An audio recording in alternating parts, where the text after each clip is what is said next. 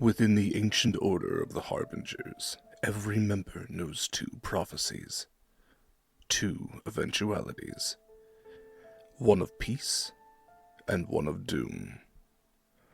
Only one of these foretellings may prove true, but not even the gods know which.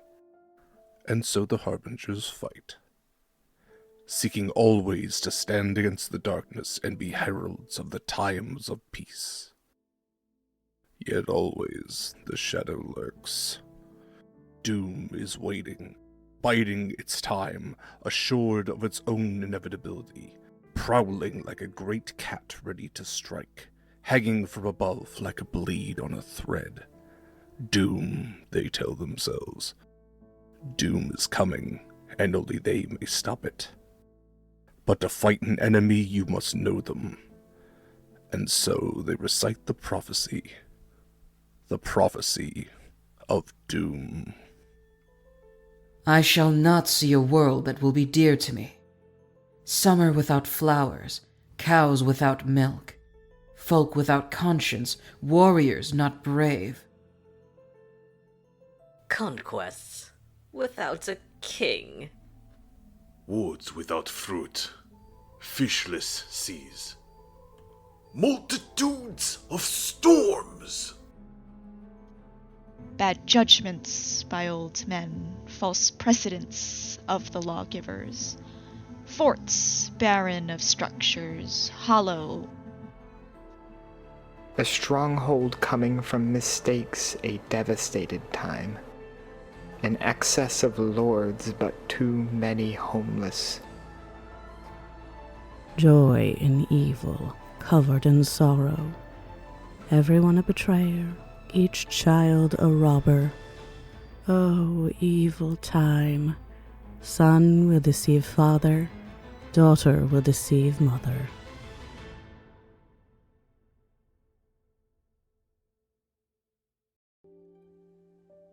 Ahoy and welcome everybody. Welcome to Harbingers.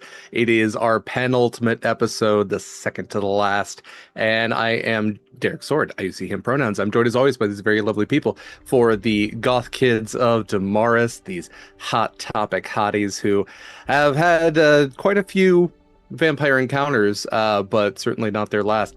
We'll get into all of that and more, but before all of that, I do want to have these lovely people say more about themselves, and before even that, I want to say some stuff about Sword and Key, because that is the channel we're on. This is Sword and Key. If you were looking for any of Sword and Key's stuff, check out beacons.ai/Sword and Key. I say that because we have our socials there. That's BlueSky and Instagram. We also have links to join our Discord. It's a great community if you want to hang out with cool folks like us, talk about cool games like this.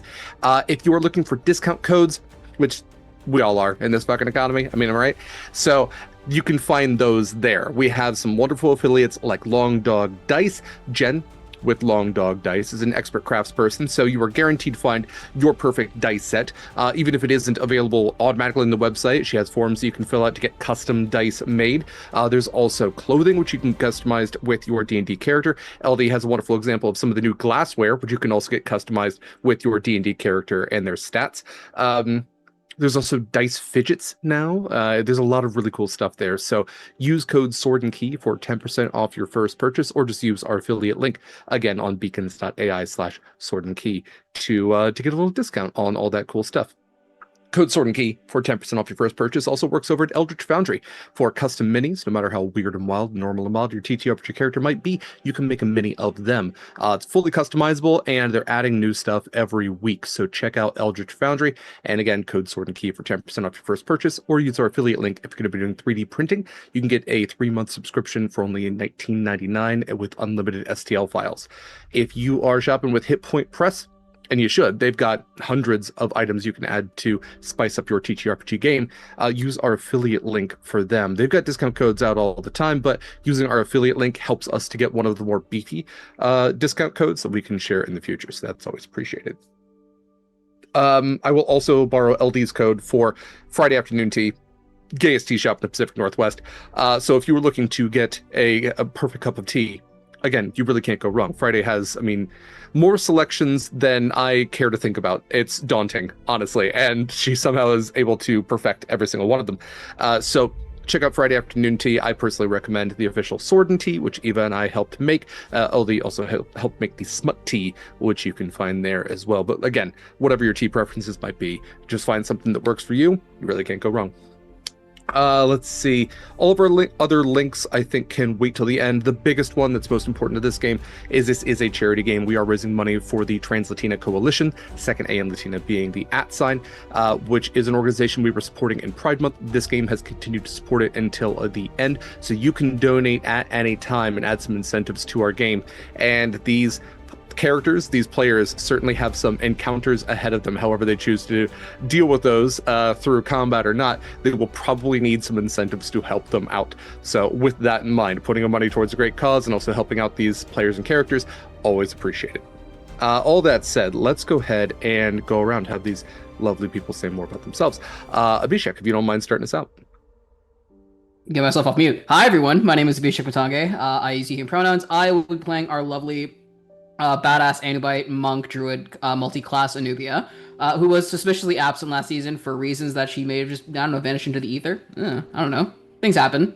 But she's back and ready to kick ass. I think we talked about that Anubia got anamorphed and got stuck in wild shape and is just there as like a really big wolf in the background, just kind of padded along, but didn't really have anything to add to the conversation, which is okay. But I'm definitely looking forward to her being a little more bipedal, at least for a little bit, for this round. Next up is Alex.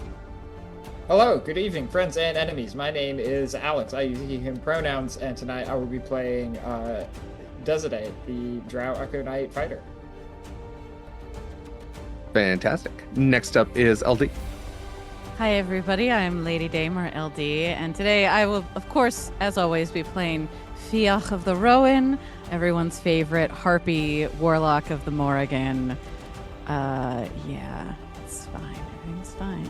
I still have one spell slot left, guys. This is very exciting. That's great. You got a magic item that gives you lots of spell slots. Do I?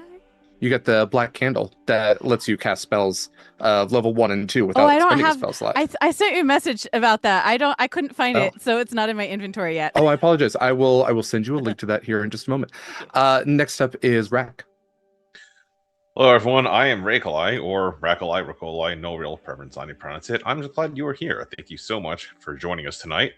I'll be retaining my role as everyone's favorite Kenku, hailing from between a rock and a hard place. Swarmkeeper Ranger, Phantom Rogue, Croak. Absolutely. And then last but absolutely not least is Gena. Hi, I'm Gena. I've been playing, and I continue to play Saskia Kervirense, whose last name never comes up ever, and Air Genasi Paladin, who is been promoted to Boatminder. From doppelganger to boat, it's tough out there.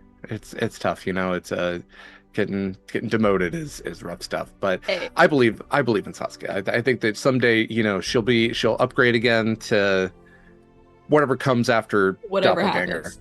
Yeah, whatever happens next.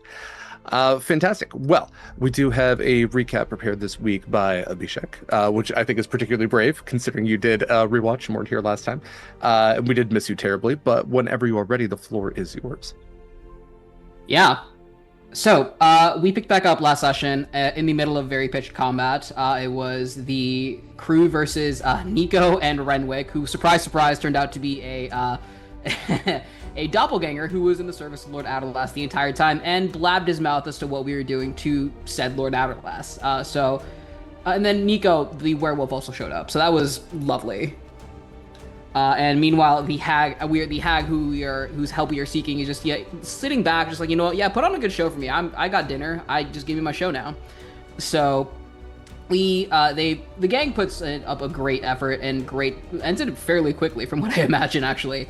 So particularly of note is that Saskia absolutely decimates and beheads Renwick, who begs for his life, and whose pleas go unanswered, unfortunately. Through a nice little combination, Croak, Fiach, and Dez are able to land the killing blow on Nico, and Dez does him the great quote-unquote favor of cutting his snout off with the Sunblade. Very nice touch, I might add. The hag, Madame Daciana, if I'm saying that correctly, is very pleased by all this this entertainment she's been given by us, and she's like, okay, you know what? Because of that, I'll help you. Why not? First, I need to get some food for my kids, and she summons feral vampires to drag Renwick and Nico's body off into the forest to feed. She invites everyone inside again, and they discuss how she can potentially help them, which eventually is settled on her giving the gang Renwick's head and physically molding it into the shape of her own head as a sort of, hey, here's her head, quote unquote. Yeah.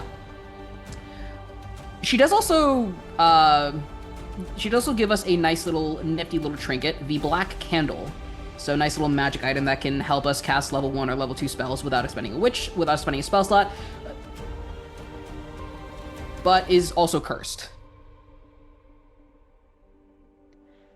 You know, I mean, like, yeah, you increasingly harder con saves, plus like a necrotic vulnerability that does override any other resistances and saves.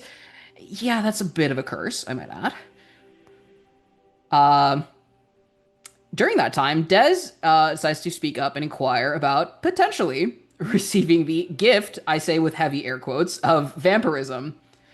And the hag is very much like, hey, just so you know, this is permanent, so better make up your mind really quickly. Dez decides to pull a card, however, and she eventually draws the 4 of stars, I believe it was, the Abjurer. So that sort of means there is sort of guided by your logic, whether you're overlooking a vital clue or piece of information. With that, Dez decides to decline and go back on asking for vampirism. Hag's like, all right, you know what? Fair enough. But before sending them off, she does say, hey, if you do think about killing Outerless, I think you should maybe think about it. You know, give me back control over the island. My children can have free reign to feed whenever they want. Just something to think about. But with that, they set back off to town, head over to the Owlite Inn, and report to Lysander, I believe his name was, the barkeep. Kind of catch him up to speed, especially with Renwick and all that. So yeah, Renwick, he's a doppelganger. He's sort of blabbed out everything. You might want to consider moving. So he and his, I believe, goblin kitchen aide have decided to temporarily join up with the crew and get to the Halcyon. They're gonna rest until sunset, right before taxes start being collected, so they can get to the Halcyon on time. During that time, Dez and Fiach have a lovely little conversation, very heartfelt, very emotionally charged conversation as to why Dez did what she did in at the Hag's Lodge. They talk about how Dez talks about how she's been feeling lost and adrift, and is very much still considering the gift of vampirism, even though she did turn it down. But through that, the two profess their love for each other, have a big damn kiss, and sort of vow to be there for each other. Sunset comes, and the group decides to head off to the dock, running into Dockmaster Clive on the way, who they very unceremoniously silence and kill and dump his body, with no one the wiser and no one really angry about that. Let's be real here. Because he's just a bad guy. Not even just a vampire, he's just a bad guy. But the crew make it onto the Halcyon and meet up with Captain Zara, and they catch her up to speed. Was also comedically coming to the conclusion that, hey, Renwick's height kept changing that entire time we were with them, and none of us noticed. Oh well, nice little funny haha moment. But with that, the crew sets off towards the hidden cove, making it over there, heading in via longboat, and coming across a ship's graveyard. This is littered with hundreds and hundreds of different ships, most importantly of which are the Topaz with the crew of the Tabaxi sailed in on, as well as the Indestructible 2, out of which appear 18 vampire kobolds,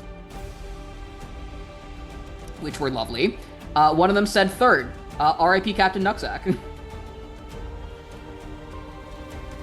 But the party does eventually defeat them. Fiach and Croak fly over to the Topaz to investigate. They find that the crew was indeed attacked by vampires, and they also brought a T-Rex for Lord Adderless as a offering, which means there is a T-Rex near the castle, somewhere.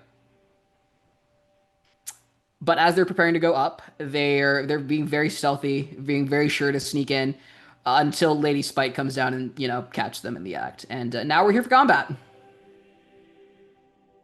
Wonderful job. I want to make. Well, first of all, please enjoy your point of inspiration. That was Yay. very well done, and as I understand it, completely from memory. So that is also very admirable. We love blue screens. Yeah, no, it's tough when you type out all your notes and they all go away, but you did great. The only thing I want to add, and you would not know this, but just one point of clarification. In the 18 kobolds, I didn't say any of them were Nucksack. Just throwing it out there. Oh, right. Absolutely. But just a point of clarification that might come up later. True. There was a whole shift of them. Again, not something that any of you necessarily would know. Regardless, we are going to jump back into things now. So, again, you do have your black candle. You do have, I think we can presume you put it in a box. The head of Renwick that has been reshapen to appear as the head of Madame Daciana.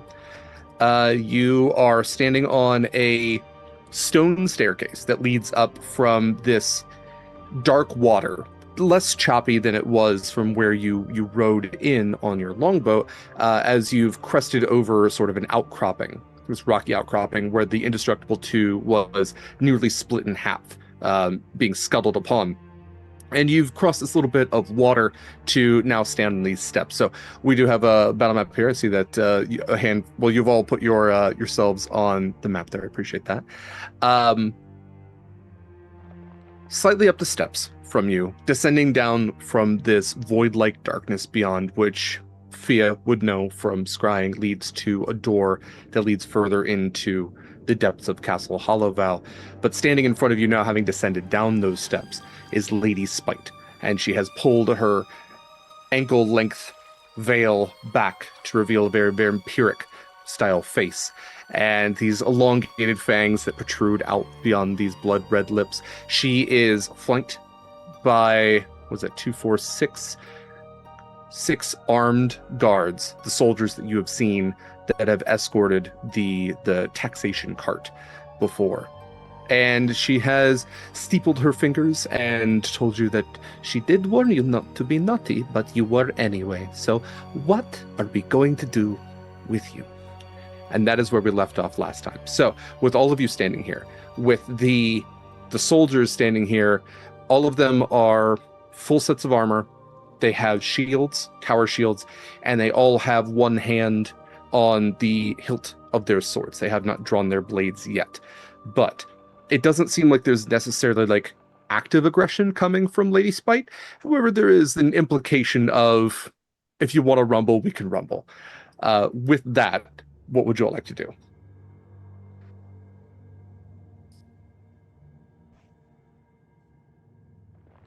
Well, honestly, I don't know. I can, since I am next to Des, I believe. Yeah, I'll tug on one of her sleeves, and then make a motion of popping my head off, and then make the stirring motion. Gotcha. And then make a motion presenting with my hands.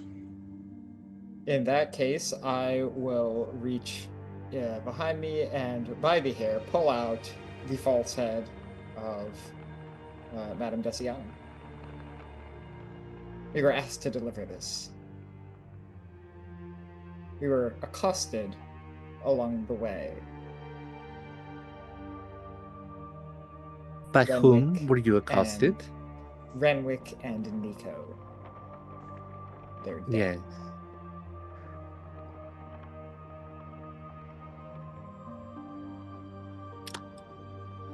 Well, that is a shame.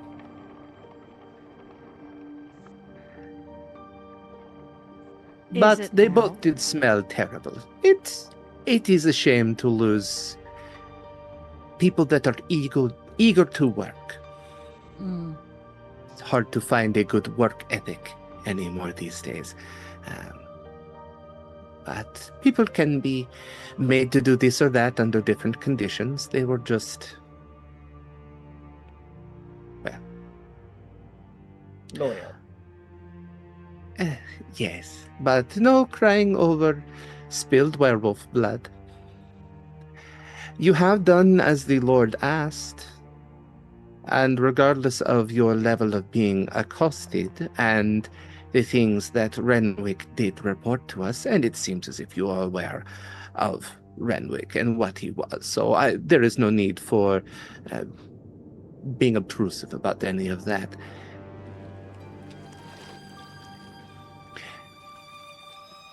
What do you want? Do you wish to present your prize to the Lord and receive your gift? Is that your goal here? Or when I turn my back, am I to expect knives in it?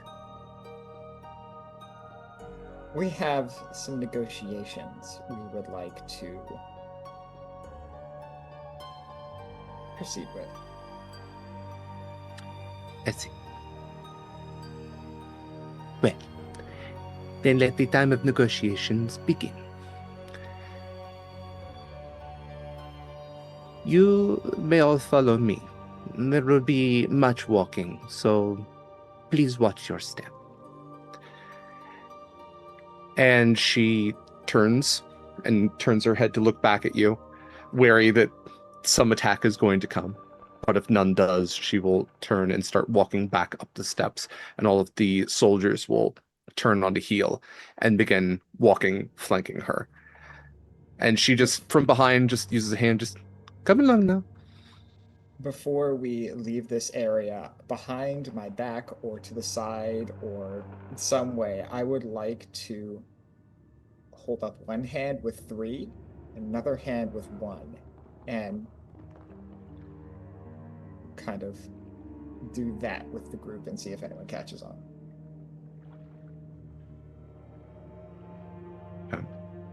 Oh, I feel like I should, but I'm not quite sure.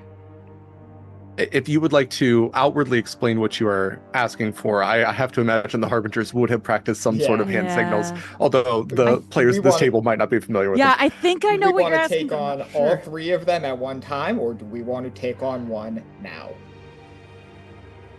I think Fiach responds with a 1. But that's her vote. I think if Lady Spite has turned around and the guards are turning, I would like to scurry off into a little corner and try and hide. Okay. Yeah, let's see. Go ahead and roll a stealth then. And if you wanted to pick a corner. So I'm thinking I'll fall over like here. Okay. Get myself out of light, and then for stealth,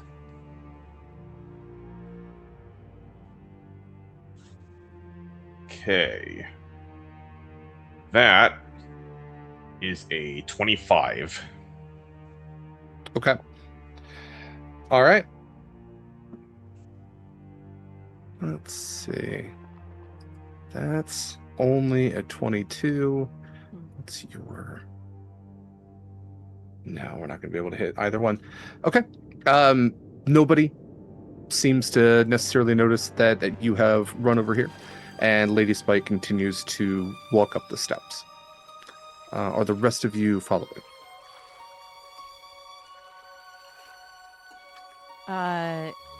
Yes, but I will look at Saskia and Anubia if they have an opinion on one way or the other on the 1 or 3. I think Anubia would probably just raise one talon or like one little claw. Seems we have our majority. In their marching order, you have that set. Okay. Oh yeah. So the soldiers are sort of all flanking essentially. Mm-hmm. All right. So I do see Desiree moving. Yeah. Because all of this, I'm going to have all of this essentially happening like as a turn order. Yeah. Let's have Des go back to where she was there, because Okay. Lady Spite and her crew have not had a chance to move yet. And if the choice is being made to attack, then we can roll for initiative if you'd like. Yeah. Anybody who is still within 10 feet of me, which would be... I would. If we're doing turn order, I am down back here still. Okay. I will give you all a surprise round, essentially. So Oh my god. the guards will have a surprise condition. Lady Spite will have a surprise condition. If we are going into combat, please roll initiative. Alrighty. Yeah, anybody still within 10 feet of me has an additional +4. Where's chat so I can put this in? Oh, that's so high. Oh my god. Nope, wait. I lied. Because I have a +7.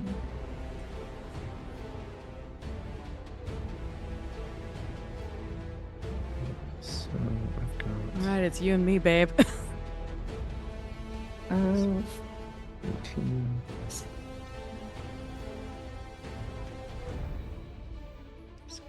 Okay. All right, let's see what we got here. So I've got a 21 for Desiree. I have a 26 for Fia. That is a 19 for Lady Spite. That is 15 for Croak. I'm missing Anubia. You're muted. Yeah, sorry, I forgot my stat sheet was still a little bit overridden from when I wild shaped, so I had to get rid of those. You said it was a +4 bonus from being within Saskia's aura? Uh-huh. That would be a 24. Okay. Des is 27. Yeah, it does. Okay. It's 27. So let's see, we've got Anubia. All right. Turn order is going to be Desiree, Fia, Anubia, Lady Spite, Croak, Saskia, and the Knights. With that, then, Desiree, you are up first. What would you like to do?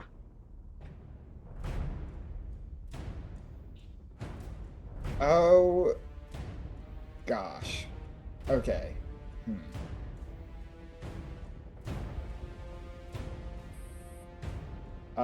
First, I'm going to go ahead, move up 30 feet, and bring my echo along with me. Actually, I'm going to put the echo right here. And then, how close are we? 70 feet to Lady Spite? Might as well. I will start off with my heavy crossbow, and I will make 3 attacks at Lady Spite. Okay. First one is a 27, second one is a 29, third is a 25. Boy, what if I said none of those hit? No, they all do. Oh, they absolutely do. The way I double took at that. Alright, so we are at 15 plus 12 for 27 non-magical damage. Okay. 27. Good to know. All right. All right. Anything else for your turn? That was action. Don't need... Let me check my bonus actions real quick, sorry. You're good. Don't need any bonus actions. Alright, that will be my turn. Great. Next up then is Fia. All right, we're gonna fly up next to Des.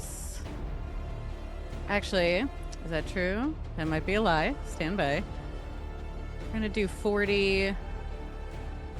Are these things on the map that I'm looking at? Are they like they're like banister or stair banisters, or what is it that I'm looking at? These like Like the lanterns, is that kind of what you're talking about? Yeah. Yeah, so we've got like the statues. Typically, the way that I like to look at those is how much vertical height they get is typically like how tall they are. So the one great. statue there on the left is about 30 feet. These lanterns would be about 10 feet tall. And like the pedestals they stand on about 5 feet. Okay, cool. I'm gonna fly so that I'm next to one of the statues over in this direction. My 40. Okay. I am like barely skimming ground level. I'm not flying up. It's just a straight. We're flying for the sake of that's my movement speed. Sure. And then from here, as she does so, we're going back into that form of dread, and the facials rifle through the three, and there's that pull and tug, and this time we land on the one that I don't think I've used officially yet is the withered one. Her face becomes very wrinkled. The hair is thin and white and patchy. The wings have become like shredded, and she's like all in like white rags, she almost looks like a banshee at this moment. And from here I will cast let's see, I saw it. From here, let's aim this. I've got, where do I want to put it? We're gonna put it, right in the middle of, right in between sort of the triangle of Lady Spite and the two soldiers standing essentially behind her, or in front of her going back up the stairs. Yeah, these guys. So we would we're gonna put a cloud kill right in the middle of that. Okay. I think that'll get everybody from here. Yeah. And by everybody, I mean those three specifically. It won't get the two on the outside or the bottom two, but that's Cloud fine. kill remains, right? What? Cloud Yes. kill is something that sticks around. Yeah. Correct. It is a 20-foot. Oh, it's a 20-foot radius sphere. Okay, so it's actually 40 feet Yes. across. Okay. Yes. Let's see here. But it doesn't. With a 20-foot radius, it doesn't quite hit those soldiers on the side.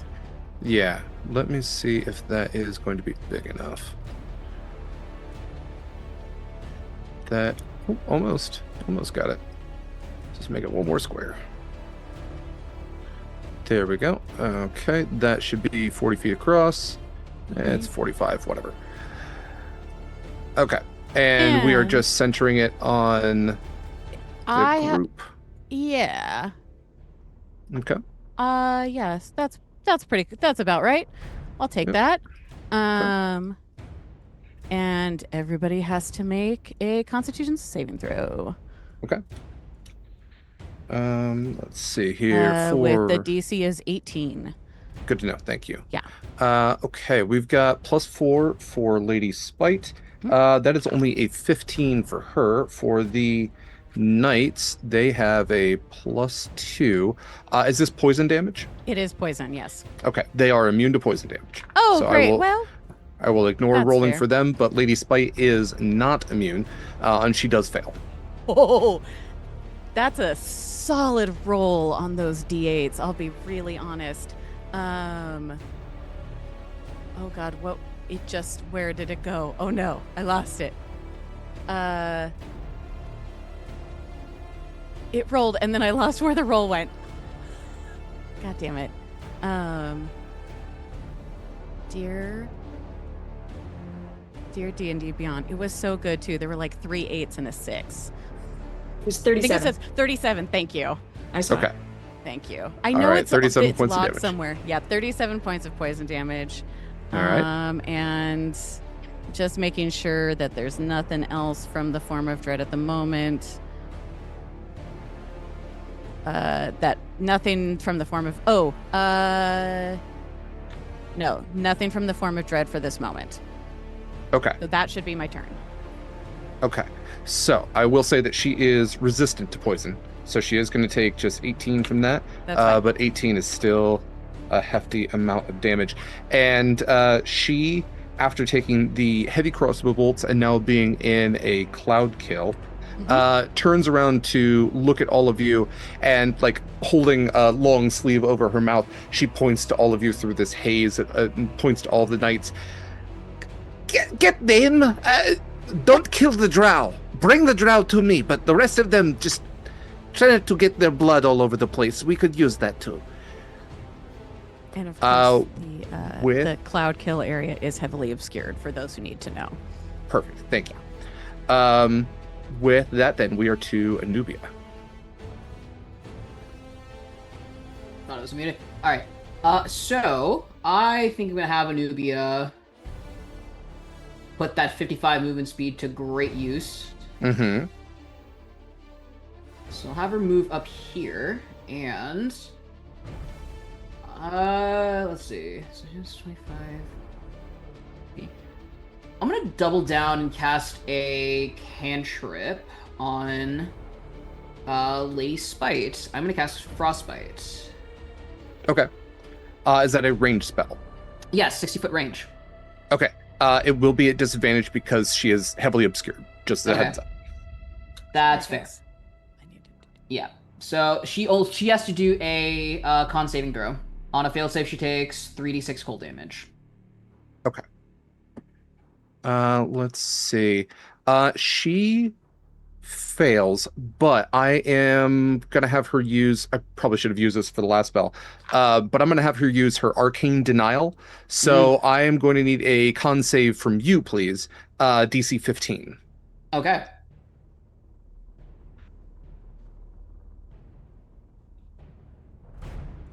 $15. 16. Okay, you do succeed. So your spell goes through. So what is the damage for that? So that'll be 3d6 worth of cold damage. Let me go ahead and roll that real quick.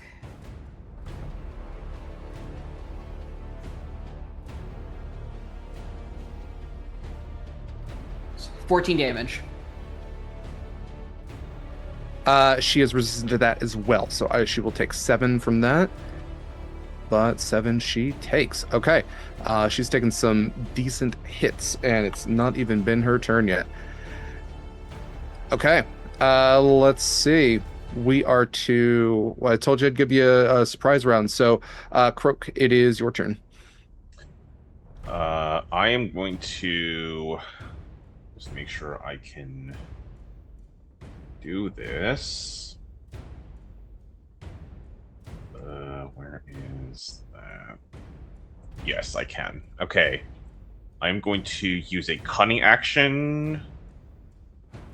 Well, I'm going to use my action to dash, so I'll double my movement speed. I'm going to... I can... Okay, I can get up there, so I'm going to sprint over here, and then I will take a cunning action to hide. Okay. Go ahead and roll stealth, please. All right. I will do this with advantage thanks to my new Skulker feat, which gives me advantage on stealth checks in combat. Okay. Okay. That is a 33. Okay.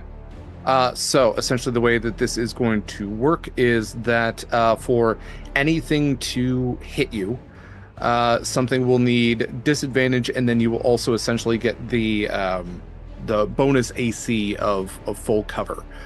So it'll be very difficult to hit you at this point. There we go. Okay, anything else for your turn?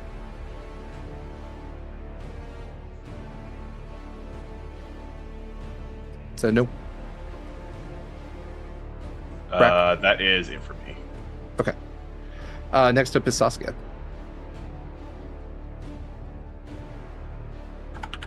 Considering how far I am and that I can't see a whole lot, there's not a lot I can do at this moment. But I will move up 30. What is my movement speed? 35 feet to get up with Desiree and her echo. Let me remove my aura. I can still see these guys out here or outside of the cloud kill, right? Yeah. So it's heavily obscured, but you still would know that they're somewhere in there. Yeah. Well, considering my luck on rolls, I'm not gonna take that disadvantage. I will shoot my crossbow twice at this guy back here. This guy. Let's see. Sorry, which one? One more time. That one. Gotcha. Okay, yes, the one on the right. The first one. Oh, that's actually really good. The first one is a 26. That absolutely hits. The second one is bad. It was a natural 2. Okay, not gonna hit with that one, but that's okay. No, but that hits once, so that is a D10. That is 7 points of damage on that guy. That's the best I can do right now. Bonus action. I don't have any fun bonus actions for this right now. Yeah, I think it's actually I will cast Expeditious Retreat on myself. Which would let me immediately move another 35 feet up, which I should probably do.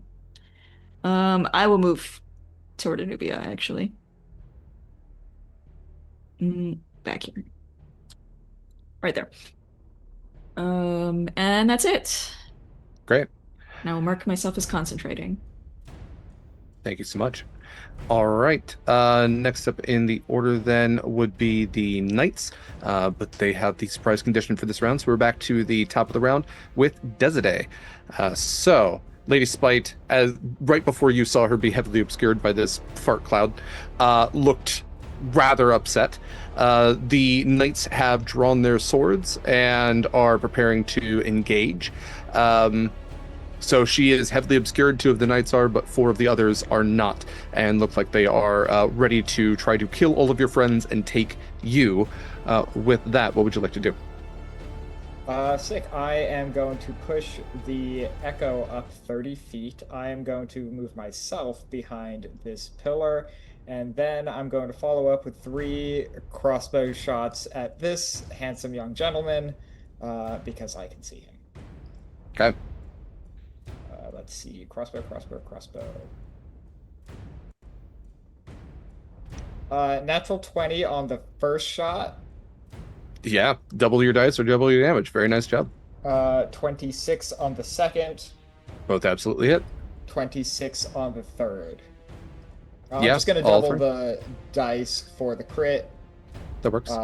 So, just so I can keep track of the math, the crit is a 15, and then 2 more regular shots. 15, 11 for 26, and then 10 for 36. 36 total points of non-magical piercing damage at this point. Very nice. All right. 36 in total. Wonderful. Actually, it was easy math for that one. Okay. That one has taken a whole bunch of hits, and for the first time, you're seeing some of the armor get punctured by these crossbow bolts. You're seeing some of the pauldrons start to dent, and you hear this crack with one of the bolts that fires through, and the helmet kind of gets knocked aside a little bit. And as it gets knocked loose, you can see behind the chainmail where the helmet has broken apart slightly, that this armor is inhabited by a skeletal creature. It is this there does not appear to be any blood or flesh. This is a armored skeleton. Fantastic. Next up, Fiach. Okay, I do have a quick question for you. I think I know the answer to this, but I thought I would clarify. Yeah. Because heavily obscured is not the same as half cover or full cover, correct? I would not consider it that. What I would say is it's just disadvantage. I'm not going to say okay, where Desiree is right now, I would give 3/4 cover to the knight that's directly in front. But Croak, I would give the invisible condition, honestly. And then probably with a 33, I'm going to give 3/4 cover bonus AC, so disadvantage plus that. I'm just going to say that they are like the swirling fart mists are moving all about, so it's hard to see, but you would still have the potential, so it's just disadvantage to do a ranged attack. Understood. Okay, cool. Oh, yes, right, because the heavily obscured imposes disadvantage, the cover and ups AC. Got it. Understood. Yeah. That was the question. Perfect. Awesome. So I think let's see, which of the two armored soldier guys is looking real busted? The one on the right, Okay, the perfect. closest to you on the right. Alrighty. I am going to I'll pull the whip out on top of that. And then I'm gonna stay. No, I think I'm going to come out from behind the shield. If it's, I would have heard them talking about grabbing the drow. Oh yeah. So I would sneak up, just, and by sneak I mean I would come out looking as scared as can, just to give them something else to look at. And we're gonna do an Eldritch Blast. Well, we're gonna do. So my bonus action is the whip manifesting, and this whip, we're gonna say this time from this form of dread, it sort of like manifests itself out of the wings themselves, and like it's like the feather sort of doing that like shuffle into the whip shape. Very cool. And not that I'm going to use it this turn, but it's out and I need it. And then we're going to go for a couple of Eldritch Blasts at... let's hit the skeleton friend who's looking real gnarly to begin with. So that is... Should I roll all three of them or just roll two and then see what happens? Let's start with two and then see where the third one goes. Okay. Okay, all right. Those are pretty good. I think that might hit. I think both of those might hit, actually. One of them is a 29 to hit, and the other's a 27. I guess. Yeah. Why not? Yeah, sure. All right. And then... Just this time. Okay, thanks. So that's 11 points on the first of force damage on the first one, and 9 points on the second, so 20 force damage total. Okay. Do I need to use the third one on this guy? I will tell you right now, he's got 2 hit points. Okay. 2 hit points and undead fortitude, so... And undead fortitude. So, what that means is he will do a con save if he gets knocked to 0. It's 5 plus the amount of damage, and if he succeeds, he drops to 1 hit point, not 0. Right. That, I have seen those things. Okay. It does pop up sometimes. It does. That's, I mean, it's one of those things that's very useful. I think, I'm just double checking something.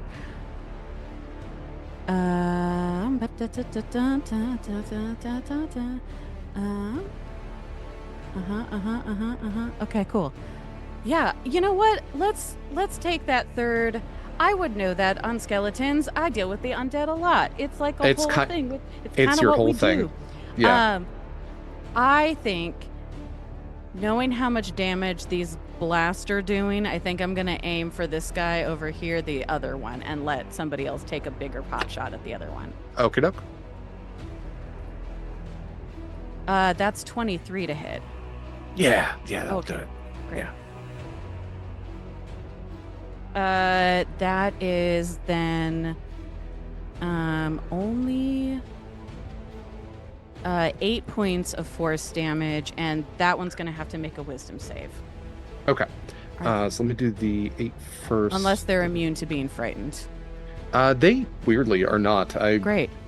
Thought they should be, but that's a 15 on the die, and your wisdom is +2, so that's a 17. That does not save. It's an 18. Okay. So that one is So they're frightened? now frightened of me. Okay. For the until the end of my next turn. Okay. let's make that one scared. Yeah. There we go. All right. Anything else for your turn? I think that's everything. Great. Anubia, it is your turn. The skeletal knight closest to you is looking real rough. A lot of the armor has fallen off. You can see a lot of the bones have cracked. The one to its left, well, I guess your left, its right, would appear as almost shaken. Its bones rattling, looking at Fia. The other two that you can see clearly have not taken any damage. You know that there's two more that are heavily obscured within the fart cloud. And of course, Lady Spite is heavily obscured within the fart as well. Okay, so I think with that, I will go ahead and I'll just do the other skeleton knight a favor and just dispatch it at this point. Okay. Might as well put it out of its longer misery, I guess. Undead misery, whatever you want to call it. Misery business. I'll go ahead and roll to attack. So I'll go for unarmed strikes with you. Thank you.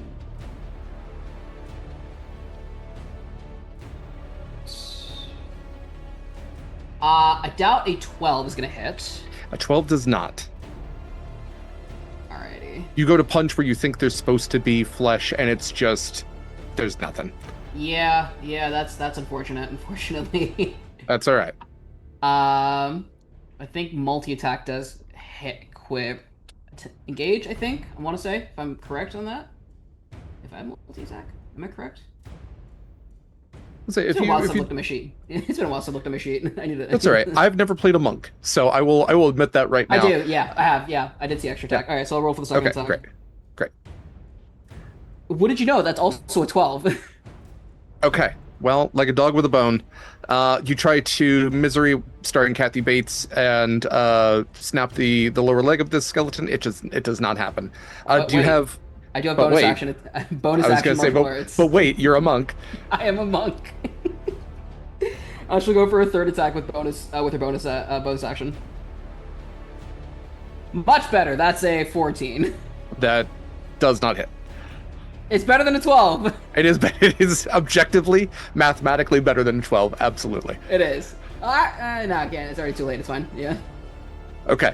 This thing has a shield, tower shield, and so it's just got dent after dent of like Anubia-sized fists in it, but no damage. The thing is hanging on for dear undeath. Anything else for your turn? I don't think she can do anything else, so yeah. Okay. Then we are to next in the order, which is Lady Spite. Lady Spite is going to get herself out of this fart and just kind of like, as she's waving in front of her face, just that was absolutely awful. But now it is my time to be awful. And let's see here. Am I going to get everybody except Croak? Okay. Lady Spite is going to use her feast ability. She kind of opens her palms and looks to all of you and she goes, "So you know I have tasted all of your blood before, so in a way, a piece of you belongs to me, and I would like more of it now.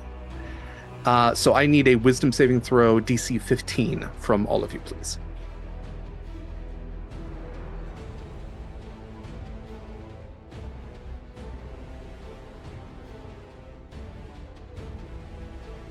Everybody except Croak.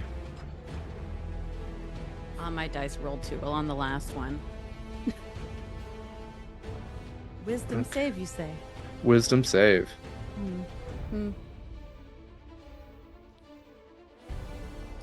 10. Okay, so one failure. I have a +9, but it's still only a 12. Okay, so 2 failures. Yep. I could succeed with Indomitable, but I'm gonna try and tank this. A 7. Okay. And then, am I missing anyone? I think that's me. I just need Anubias. I rolled a 14, but I think I'm gonna expend my inspiration for this. Okay. Oh, good. Okay. At least one of us fine. So what Also, do you think this does? Okay. One more time, Alex. I was just going to say, so what do we think this does? Yeah, it's going to be. We're all going to find out together. LD, did you have Fia attuned to the black flame candle? Are you under the curse of this? I am not. Okay. Because Good to know. I didn't realize this was an attuned item until just now, and I have been playing with 3 other attuned items. So Fair I enough. have not. Yeah. Totally fair. Oh, no. Okay, then this first bit of damage you're going to ignore because I believe you're immune to necrotic damage. I am immune to necrotic, yes. Okay, so it is 15 points of necrotic damage for everyone except for Fia. And then it is 12 points of psychic damage. Okay. And so, what's that? It's 15 and 12 is 27. So if you did succeed, you're going to take half of that. So we'll say 13 points. And she is going to essentially, with her palms out, you'll feel this strange pressure, this pull from your veins, your pores. She is going to start seeping blood out from each of you towards her palms, and she is going to coalesce that in the air, swirl it, and then just take one deep breath and essentially inhale all of it. And she is going to regain those 27 hit points for herself. It's not very nice. It is not nice, technically. But it's what she does. So that is her recharge ability. So I'm going to say that is so she still can make 2 attacks. So she can make 2 attacks and use feast if available. So she will then also do her blood drain as well. So she is going to do that. Let's see, who can she hit? I need to also write down 27, so I can add that to her later. So she's going to do a blood drain on probably Anubia and Fia. So this is going to be a +7 to hit. She has a range of 60 on it. For Fia, that is a 17. That meets... actually, no, it's not a melee attack, right? It's a spell attack? It is not. Okay, great. It's a ranged, it's a ranged spell that's attack. Fine. Okay. And then for Anubia, that is a 21. So that does hit, yeah. Okay. And then I need a DC 15 Constitution save from the 2 of you, please.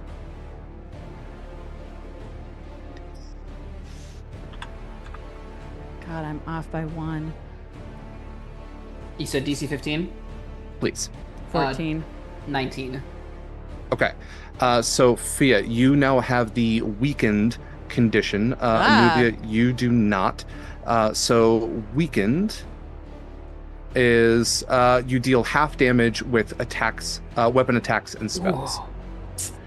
That is a Dungeons of Drakenheim thing. We're gonna rope into this. Neat. That's fun. So it is going to be 17 points of, well, it's necrotic damage, so no damage to you. I'm and just only weakened. You're just weakened. But 15 points of necrotic damage towards Anubia. Okay. And then she is going to regain those 15 as well. Okay. I'm not scared of you, bitch. You can't hurt me. She's got like 2 heavy crossbow bolts sticking out of her back, and yet she looks rather hardy. Let's see, what is that? That is... So she got 52 hit points back. She also regains 10 at the start of each of her turns. Jesus. Oh, yeah. Jesus, No, Joseph. she's a pain in the ass. So she now, I believe, is back to full health. Cute. Cute. I think so. I like her. I think she's great. Okay. Next up in the turn order, because I believe that is all that she has. She did her feast. She's got her blood drains. Yeah, that's her bullshit. Alex, also let me know if you have your Sunblade out at any point, because we can create that aura. That'll be next turn for sure. Fair enough. Great. Then yeah, that is it for her turn. So next in the turn order is Croak. Okay. Son of a bitch. That's fine. Never mind. How much movement would it take to clamber up here?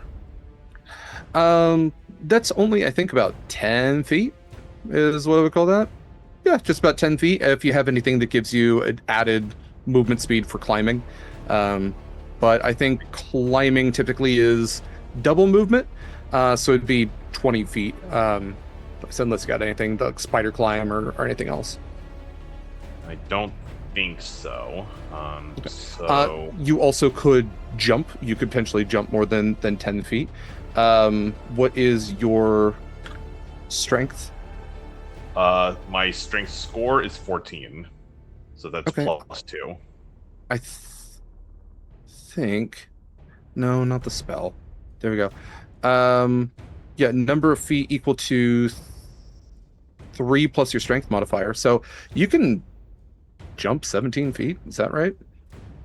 So my modifier is 2, so that would be 5 feet. Yeah, it says strength score, not modifier, and that's where I'm trying to figure it out. So, okay, so high jump, when you make a high jump, you leap into the air, equal... Oh, it is, but it is modifier. You're right. So, yeah, it would just be 5 feet. Yeah, you're right. That would make more sense, because I am a small creature. Absolutely. And sometimes the like, carrying weight and stuff like that is just like, that's wild. But yes, okay. So then, could I jump up the 5 feet and then scramble up the remaining 5? I'm okay with that. Okay, so that would It's got little bars there. Why not?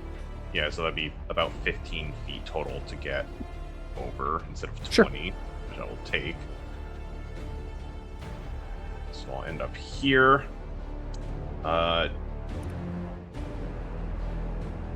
Do I have line of sight on Lady Spite from there? Let's see. Yes, you would have line of sight. Okay. In that case, I am going to take out my short bow. I'm going to take a couple of pot shots at her. Yeah. Okay. Quick question. Would I have advantage because I was hidden? You were, but I don't think you are anymore because you have left hiding for that. And I don't think she's otherwise engaged with anyone. So, let's see. Roll stealth with disadvantage, and we can determine it from there because you were hidden. She's looking at something else. We can roll stealth with disadvantage. Okay. I'll roll her perception, and we'll see if she notices you.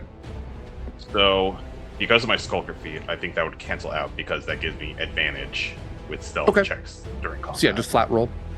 Flat roll. Okay, that is a 16 plus 15 for a 31. Yeah, she got a 22, but yeah, the 31 wins. So you're not necessarily still in stealth at this point, but she has not noticed you as you go to take this attack, so you may take the advantage for this attack. Nice. So I will take my first attack. That is... Oh, that is a 24 total. Yeah, absolutely. Okay. I think I will actually... You know, I'll just do the short bow damage first. I'll hold off on sneak attack for now. Okay. Okay, so that is going to be 8 points of piercing damage with the silvered arrow. Okay.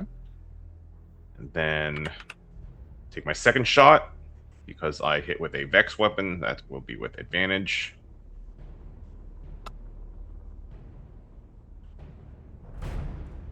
That is a 28 to hit, so no crit. Oh, absolutely. Yep. But I will apply sneak attack to this one. 1, 2, 3, 4. Sneak attack. Yeah, I think it's 4. Sneak attack.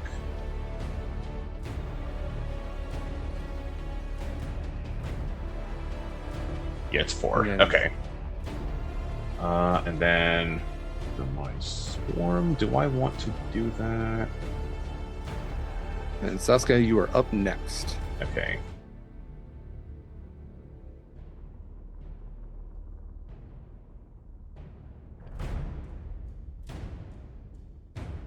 Okay. Then I will forgo the swarm damage. Okay. So that will be 5d6 total.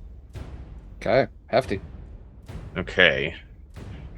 Okay, that is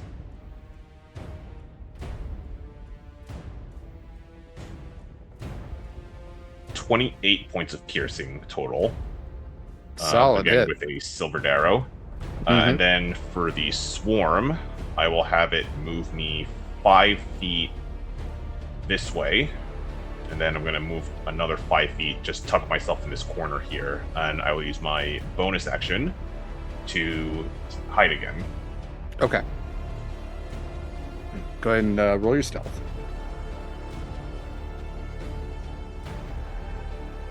Okay, that is a 25.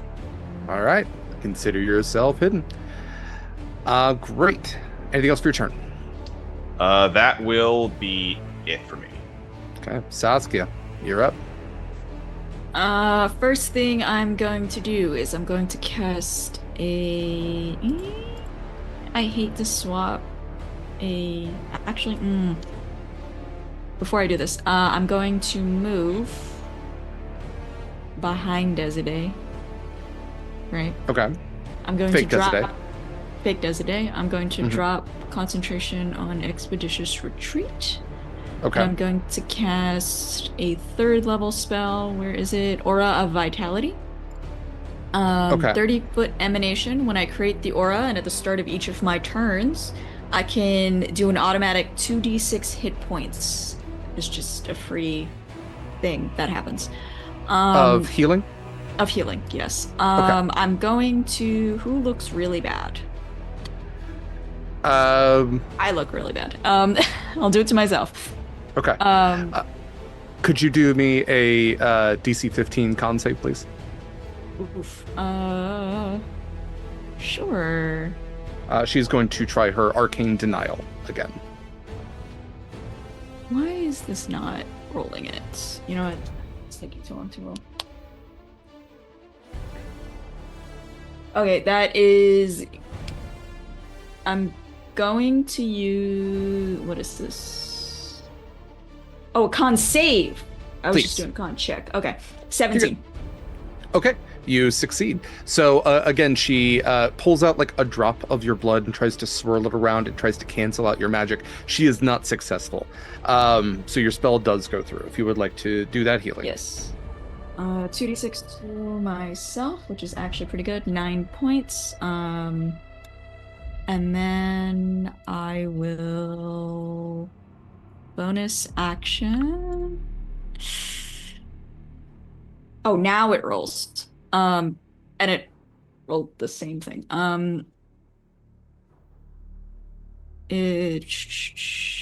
What was my bonus action? I will bonus action lay on hands myself as well to give myself another 20 points because I look real bad. Yeah. Yeah, so that will bring me back up to exactly, and that is my turn. Okay. All right. Ooh. Next up, yes. I will I'll take a little more movement to move back a little tiny bit, and that's it. Okay. Next up then are the knights. So they are going to take their attacks. We are going to have one at Anubia, who's right there. This one is going to go walking over to engage with Fiach. There you go. And then these other ones are also going to start marching forward as well. So let's see. There's 30 and then...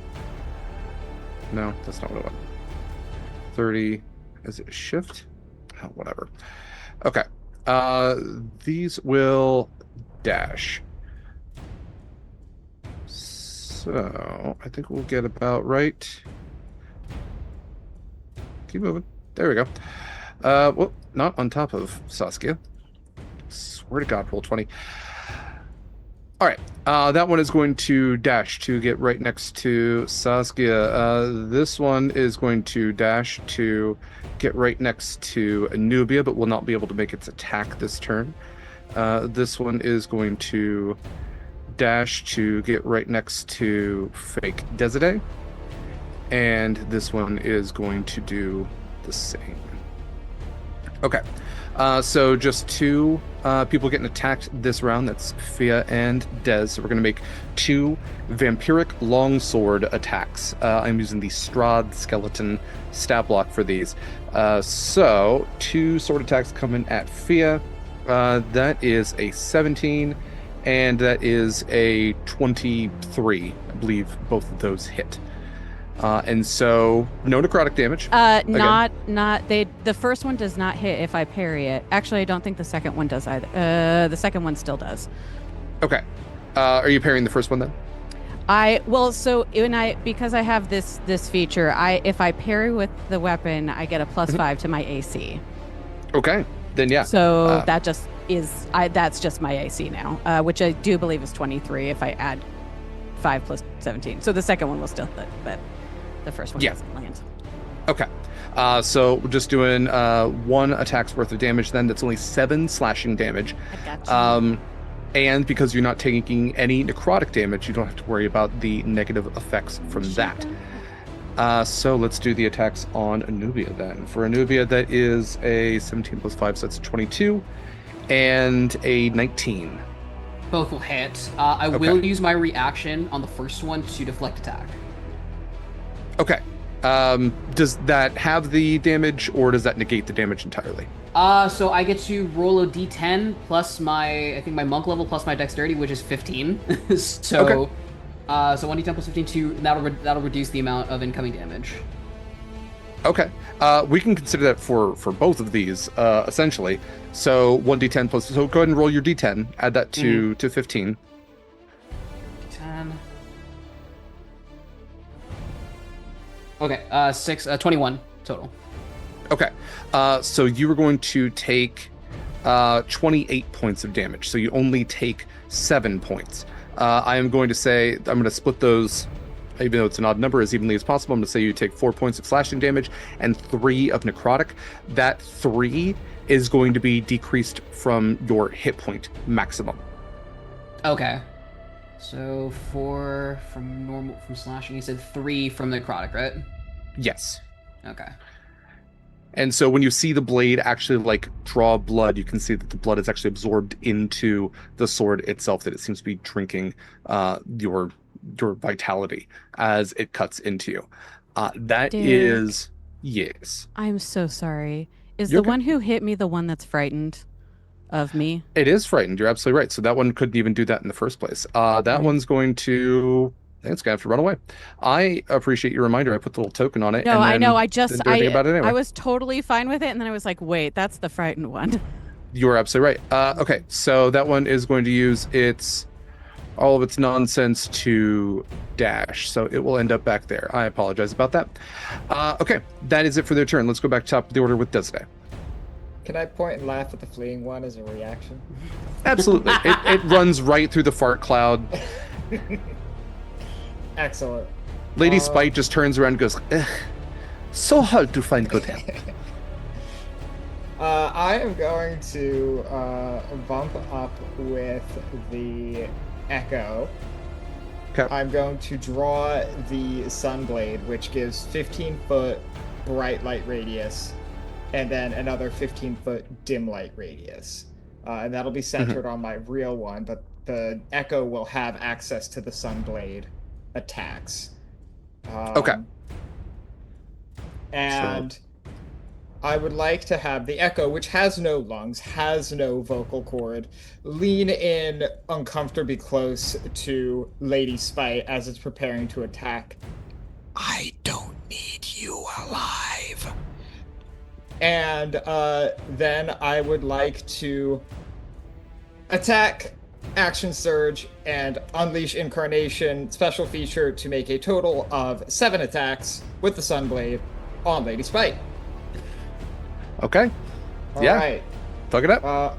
What can I just? What's her AC so I can just pass or fail as I'm rolling? Fair question. It is 15. 15. All right. I've got a plus 12, so we should get some licks in. One pass. Natural 20. Let me note that down on my notepad. All right, one pass, natural 20. 3 passes. 4 passes. 5 passes. 6 passes. We are 7 for 7 with a natural 20. I'm just going to double the dice on the nat 20. And since she is an undead, these will be doing 2d8 radiant per. So we are swinging in with a total of 16 d8 plus 49 radiant damage. Let me just put that into Google real fast.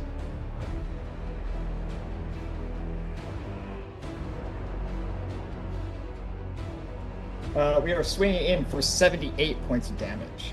Wait, that's just the dice, I think. 1, 2. You said plus 49, right? Yeah, plus 49. So 78 plus 49. Give me a sec. 127. Yeah, we are swinging in for 127 points of radiant damage. Okay. She had 100 hit points left. So, as you draw your Sunblade and essentially vaporize Lady Spite, what does this look like? I first cut off her outstretched palms and then just go to work on the remaining body. Yeah, It's with every gruesome, slash, fast, efficient, and bloody. absolutely. With every slash, it's like cutting through. It's like cutting through wax. It's watching her melt and dissipate and then flake away. It's like watching volcanic ash spreading with every slash. And in moments, you have cut her down to only dust. And Lady Spite is dead. Dead. Not even undead. Just dead. Great. Jeez, you had... So your total damage was 127. You had 27 carryover hit points. Would you like to transfer those to either the knight on your left or right?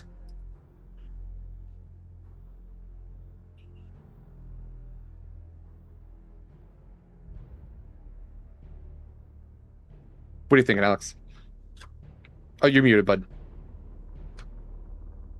Sorry about that. Left, and I am second winding for 18 points of health back. And that's my turn. Okay. So, let's see.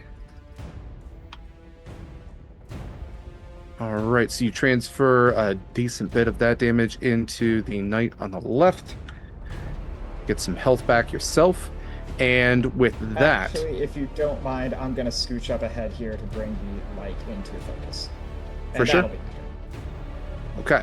I think you are maybe going to take an opportunity attack from the one knight that you passed. If you're okay with that. All good. Let's go. Okay. All right. So that one will take a single longsword attack. That is only a 13, though, so that does not hit. Yes. So we are back to Fiach. Lady Spite has been dusted. You have 1, 2, 3, 4. We have 5 knights. One that is running away. One that looks a decent bit injured. One that looks like it's barely hanging on. I still get your fart cloud hanging out. What would you like to do? Am I still weak? I'm still weakened too. Is that correct? You do have the weakened condition until a long rest. Okay. Oh, until a long rest? Yeah. Ooh, that's rough. All right. Jesus, Mary and Joseph. Okay.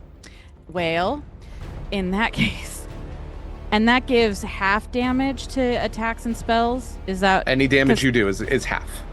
Scheiße. All right, that's fun. Cool. I then in this case I'm gonna. This changes what I was gonna do a little bit with her being down. Not that I'm upset about it.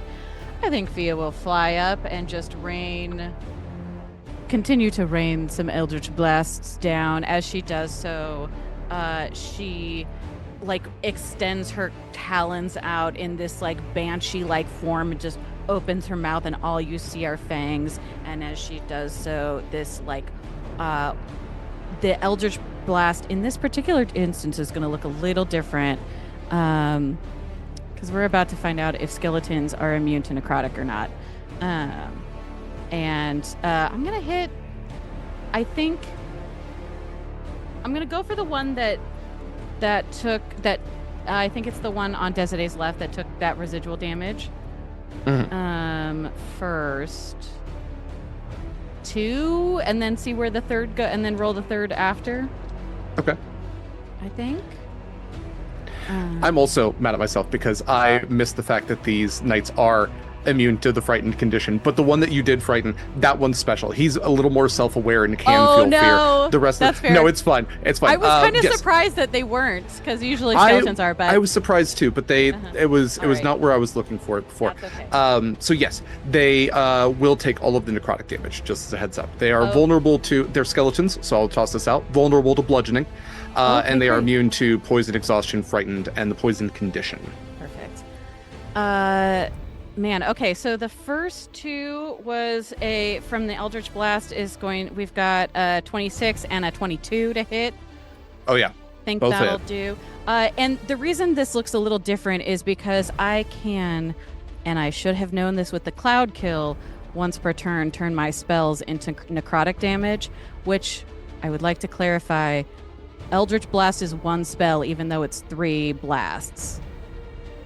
Is the way, correct? Yes. Yeah. Great. So all of the blasts themselves are doing necrotic damage instead of force damage. Correct. That's why could have been the Cloud Kill, but I forgot. Okay, so the first one is going to be we have 8 points of necrotic damage. We have 11 points of necrotic damage for a total of 19. Yes, thank you, 19. And then because I'm using necrotic damage and I have the Form of Dread, I get another d6 of necrotic damage on top of that, for another 3 points of necrotic damage. How's he looking? Still standing, but pretty rough. All right, we're going to do one more. That third one on him as well, for all right, because I'm doing half damage on everything. Interesting. And then... so yeah, that's a 25 to hit, which should hit just fine. And for 10 more points of necrotic damage. Okay, so it would be 29 in total, and we will have that just to say, let's say, I think we'll just say 15. We'll round up for that. That's fine. So, okay. Yeah, still standing, but yeah, definitely looking rough. Okay. Anything else for your turn? I think that's going to do it. Great. Next in the turn order is Anubia. Yeah, so Anubia's not a fan of being ganged up on. Fair. Let's see. Because I don't want to hit... Where could I go that I would get... Nope, not there. You know what? She hasn't really had a chance to use this yet, and she's feeling a little angry right now. I'm gonna have Anubia activate, if I can find the thing on her. Oh, where is it? I'm gonna have Anubia activate her Nightmare Shroud ability. Yeah, dude. Okay. So as a magic action I can expend, I'm going to spend 2 of my focus points to cause a 30-foot emanation of psychic energy from my body. Every creature in that 30-foot emanation must succeed on a wisdom saving throw, unfortunately. Sorry, guys. But listen, she's been this. Everybody except for Fiach is out of it, and Croak obviously is out of it. Everybody else needs to make a wisdom save. Wisdom saving throw. Okay. That is probably a failure from the Knights. It's only an 11. I've realized that I definitely should have saved. Anyway. What's the DC? DC is 15. Oh, 16. 17 for me. I realized I've been making wisdom checks this whole time. Oh no. I have a +2 to wisdom checks. I have a +11 to wisdom saves. It's all good. We figured it out. Yeah. Okay, so it sounds like everybody succeeded except for the Knights. Okay. So normally the Knights would, so they take 3 damage equal to 3 rolls on my martial arts die, which is a D8. They'd also get the frightened condition, but they are immune to frighten, so we will discount that. So, for flavor, as I roll this, you'll just essentially watch this dark aura of like psychic energy just sort of just burst out of Anubia. And it's sort of like this lingering aura will sort of take the shape of this giant overhead like jackal, which you'd probably recognize as Anubis, just sort of looking down and sort of like surveying the battlefield with just like this very disdainful look in his eyes at the moment. Ready? It's 1, it's 2. That is 3. So that is 8 plus 5 plus 6, 13, 19. 19 points of psychic damage? Yes. All right, so you have taken out the one that's directly ahead of you. Cool. Does anybody take half damage if they succeeded? Half damage on a successful save. Okay. So for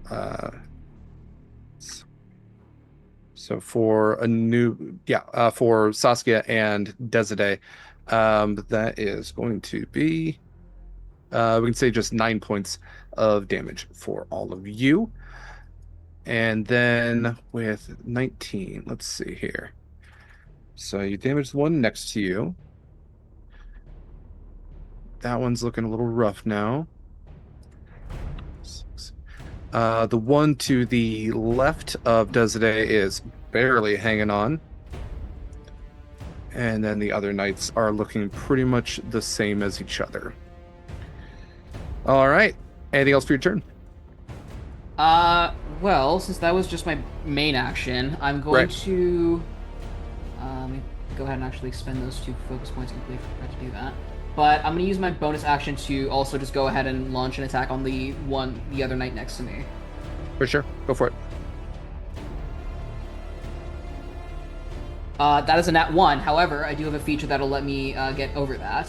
Luckily, Anubites have a feature called Balance the Scales. Mm-hmm. Whenever you roll a 1 on an attack roll, ability check, or saving throw, you can re-roll the die and must use the new roll. That's right. It's a great little mulligan. I didn't mean that. It is a nice little mulligan. With that, I got a... Where's my... literally moved away from that. I like the way that's flavored better than hobgoblins, which makes it sound like they just were like, nobody saw that, and then they try again anyway. Yeah. There's a little causality bending with the Anubite. That's nice. 24. 24 absolutely hits. Yeah. So that knight will be taking 1d8 plus 5 force damage. Okay, so that's 7 points of force damage. 7 points of force damage. All right. Solid hit. Anything else for your turn? That'll be it. Great. Lady Spite is out of the running here, so we are to Croak.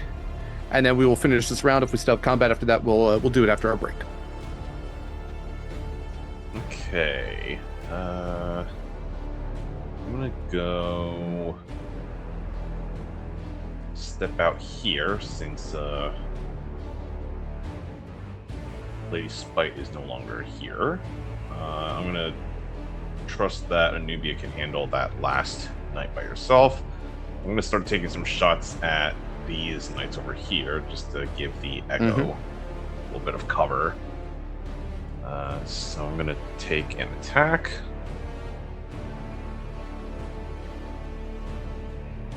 That is a...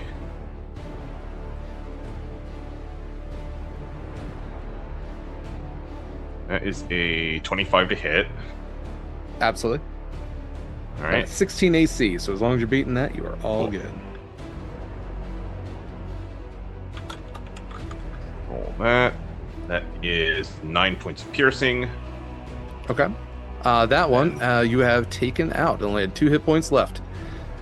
So, as a crossbow bolt hits, well, I guess I need to roll its save. So it does have. Let's see. It needs to be a 14. That's a 1 on the die. So that one is in fact knocked out. Nice. And then I will take my second shot at is this one over here by Saskia damaged at all? Yes. Yeah. All of them have taken damage per Anubia's last psychic blast. Okay. I have a better shot at that one, so I'll take a shot at that. That is a 29. Yep, absolutely. And since Saskia is next to it, that's going to proc sneak attack. Mm-hmm.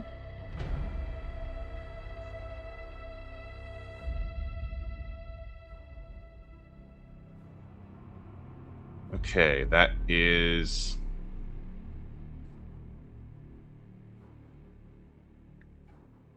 That is 29 points of damage. 29. Solid hit. All right, still standing, but looking pretty rough. Anything else for your turn? I will end there. Okay. Saskia, you are up. First thing, between who is looking rough between anybody who's in this really big circle around me? Who would like healing points? It's okay, Anubia. Unfortunately, it's only 4 points, but that is 4 points you didn't have earlier. It's true. And then I'll take will, them. best I can do, I will take a swing at this guy next to me. 2 swings with my glaive. Mm-hmm. Need a bigger dice roll. Okay, 1 is a 7, but 1 is a crit. Well, yeah. I would say the crit absolutely does it. So if you would like to double your dice or double your damage for this skeletal knight. Apparently I only roll crits or misses. You need to roll advantage everything. Every time you need to roll advantage. There you go. I will double my dice on this. As a glaive, it's a D10. That is 9, 17, 18, 19, 20. And then because it's a melee attack, it's an extra D8. I will save you that. It had 17 hit points. So nice. If you would like to describe how you take the... Actually, and there's no way it can actually roll a con save unless it gets a nat 20 to retain at yes. 1 hit point, which it does not. So, would you like to describe how you take this thing out? Oh my gosh. I think she's on a beheading streak today. Mm-hmm. So I think she's just actually I think she's going to use the flat of the blade to just sort of baseball swing its head off and just sort of at this other one that's next to Desiree, and I think it'll just no damage, just bounce off that other guy's head off into the dark. Fantastic.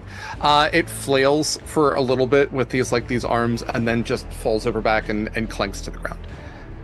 Very Ray Harryhausen kind of like we all see it as claymation. Great. Anything else for your turn?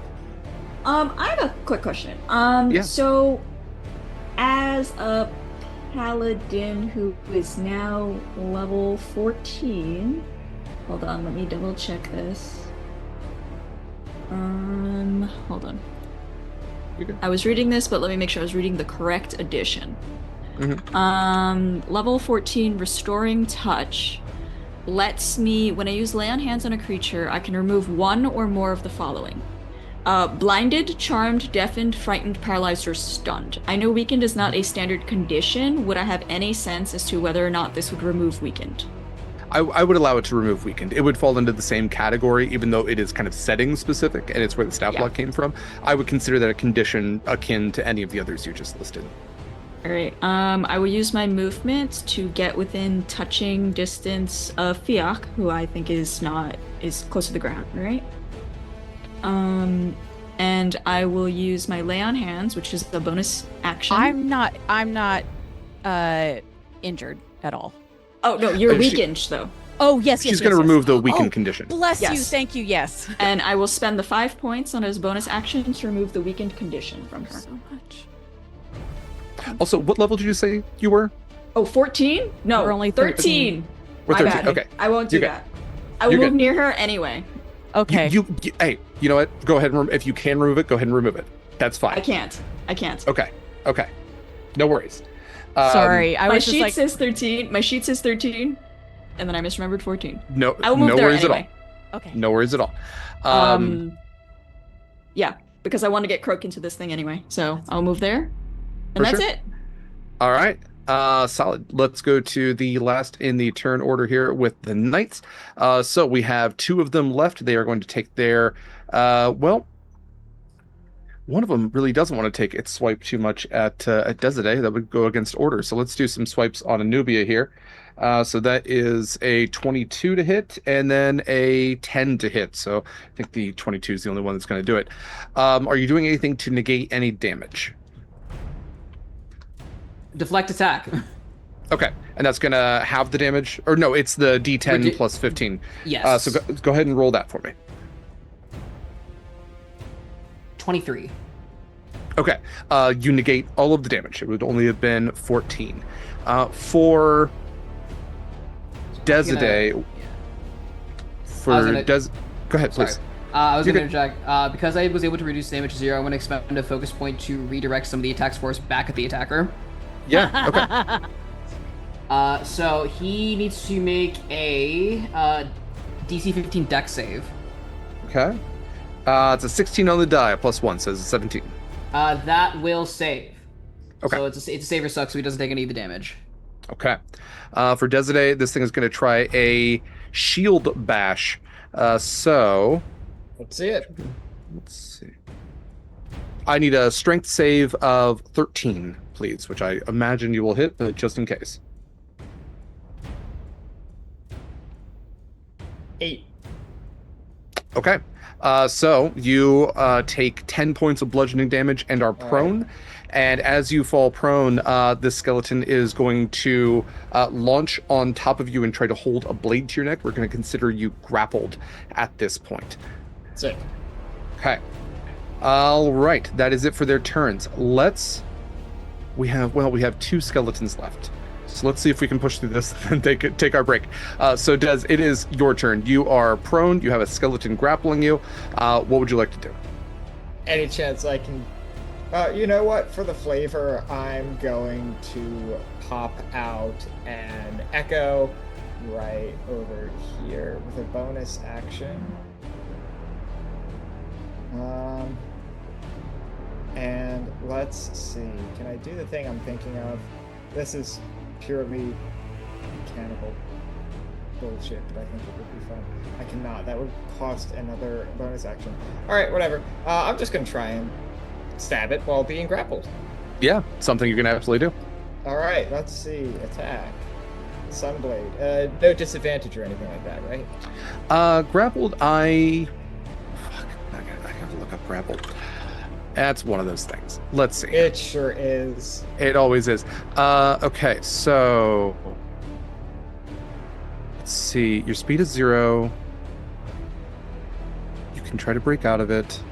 I think it's saying you have disadvantage on attackers, on any attacks other than the grappling. Yeah, other than the grapple. Yeah, it's that and restrained, and it's just like there's a weird difference between... I think that's correct. So I don't think you have disadvantage, and if you do, then we're just not going to worry about it. Alright, we are doing 16 plus 15, 31. Is he still up? 31 points of damage. It is still up. Alright, last attack. That is a natural 1, actually. 13 to hit. Does that hit? Or no, it's a 1. 13 does not hit. Alright, 31 damage. 31 damage. Okay. That is... Great. Anything else for your turn? Nope. Okay. Next in the turn order is Fiach. So, I got one on top of Dez, got another one next to Anubia. Well, I'm definitely going to be attacking the one that's next to Desday. For surezies. And we're going to fly up 10 feet and just pelt 3 Eldritch Blasts also at it. All 3 of them. Let's go. This will be the same necrotic damage as before. Oh, okay. Well, one of those is a nat 1. Okay. But the other 2 are nat 20s. Great. I tell you what, go ahead and do one of the nat 20s, and we'll see if that takes this thing out. If not, we can transfer it to the other one. Alrighty. I'm just gonna. Okay. Neat. Okay. So that is doubling the dice. That's just 9 points of damage. I didn't roll well on that one. Okay. So it's still up. So let's go ahead and do the Actually, other one. hold on one second. Okay. Because I can add the d6 to that of additional necrotic damage. Okay. So it's another. So 9 plus 5, 14 points of necrotic damage total. I mean, it's halved. I'm halved still, so. Yeah. Probably not. So I believe, trying to do math here, I believe that is just enough to take this one out. Okay. So as this thing is on top of Desiree, you hit this thing with a couple Eldritch Blasts, and it knocks this thing asunder, the armor denting as the Eldritch Blast land into it. And Fantastic. then that's just the one. That was just the one Eldritch Blast. Correct. Okay, and so I've got the other nat 20 to do. Yes. Great, perfect. Sorry, it just sounded like. Okay, wonderful. So then the other one's going towards Anubia's friend over there. Mm-hmm. And that, golly gee willikers, that is also just 9 points of necrotic damage. No additional ones on top of that. Okay. So Hav will make that 4. Yeah. All right. Anything else for your turn? I do believe that's all I've got on this one. Yeah, nothing else. All right. Anubia, you got your friend right there. They're looking about halfway down their hit point range there. If you'd like to see if you can take them out on this turn. Yeah, that would be nice. So what I'm going to do is I'm going to go in and attack action. Okay. And I'm going to lay out what I'm going to do. So I'm going to attack action, and I'm also going to spend a focus point to do a flurry of blows, which, thanks to my high monk level, is heightened to I can do 3 bonus attack unarmed strikes instead of 2. Okay. Nice. I'll roll my attack actions first, just in case. Yeah. The first one is a 28. Mm-hmm. Second one is a 15. 15 does not hit. It just barely misses. Alrighty. So, we'll do some damage on that real quick. So D8. It is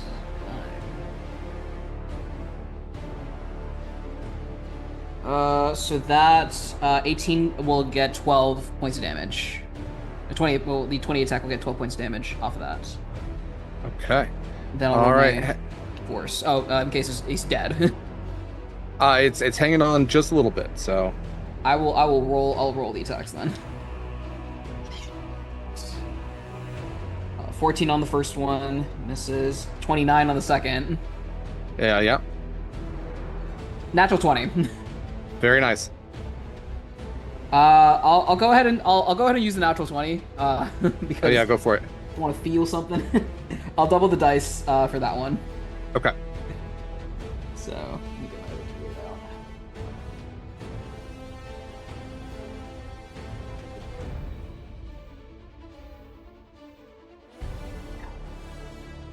Give me 2d8 plus 5. 12, 17.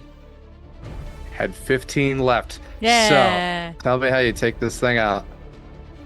So essentially, she, having just been on the receiving end of like hits and misses from her own attacks, like the stuff that she knows should hit, that she just sort of snaps after doing that sort of nightmare shroud from earlier, and she just starts going ham, unleashing what I can only call as like a JoJo style level of just like a flurry of punches, like blow for blow for blow. Like I think catching it, like I think in like a super dented part of the armor before I think just absolutely knocking the critical on like an already like weaker part of the bone that had been hit and just shattering the skull into dust essentially with that. Fantastic. All right. We are out of combat now. You stand with 5 skeletal knights all crumpled and piles beneath you and the ashes of Lady Spite right before Desiree there. So let's go ahead and take our break there. We'll be back in about 10 minutes. Petra Pets do the things. Remember that we are raising money for the Transatlantic Coalition. You can donate at any time to add some more incentives to this game. Stick around. We'll be back. Vast and welcome back, everybody. Welcome back to Harbingers Season 2, Episode 7, our penultimate episode of Season 2. Let's dive back into things. You all stand on the steps surrounded by the crumpled forms of skeletal knights and the ashes of Lady Spite. There is one skeleton you have not felled, and it has run up into... We're going to use my mistake that it was frightened, even though it shouldn't have been, as a story point, and it has run up into the darkness beyond where the lantern light spreads. So you know that you can hear some clattering of armor up ahead, but it doesn't necessarily seem to be aggressive. It doesn't seem to be pursuing any of you. What would you all like to do?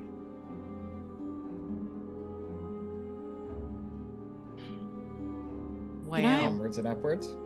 Yeah. Yeah. I'm concerned about this skeleton alerting anybody. I am also somewhat concerned about that. So I'm moving quickly. Okay. Running up the steps then into the darkness, you would see that there is a faint bit of light, maybe about 50 feet up, a doorway, and a doorway that Fia would have seen from the other side. There's a little bit of torchlight which illuminates the inside here, and you can see as you get closer and closer that the skeleton knight is pressed up against the far wall of where the doorway is. It's only about maybe 15-foot space.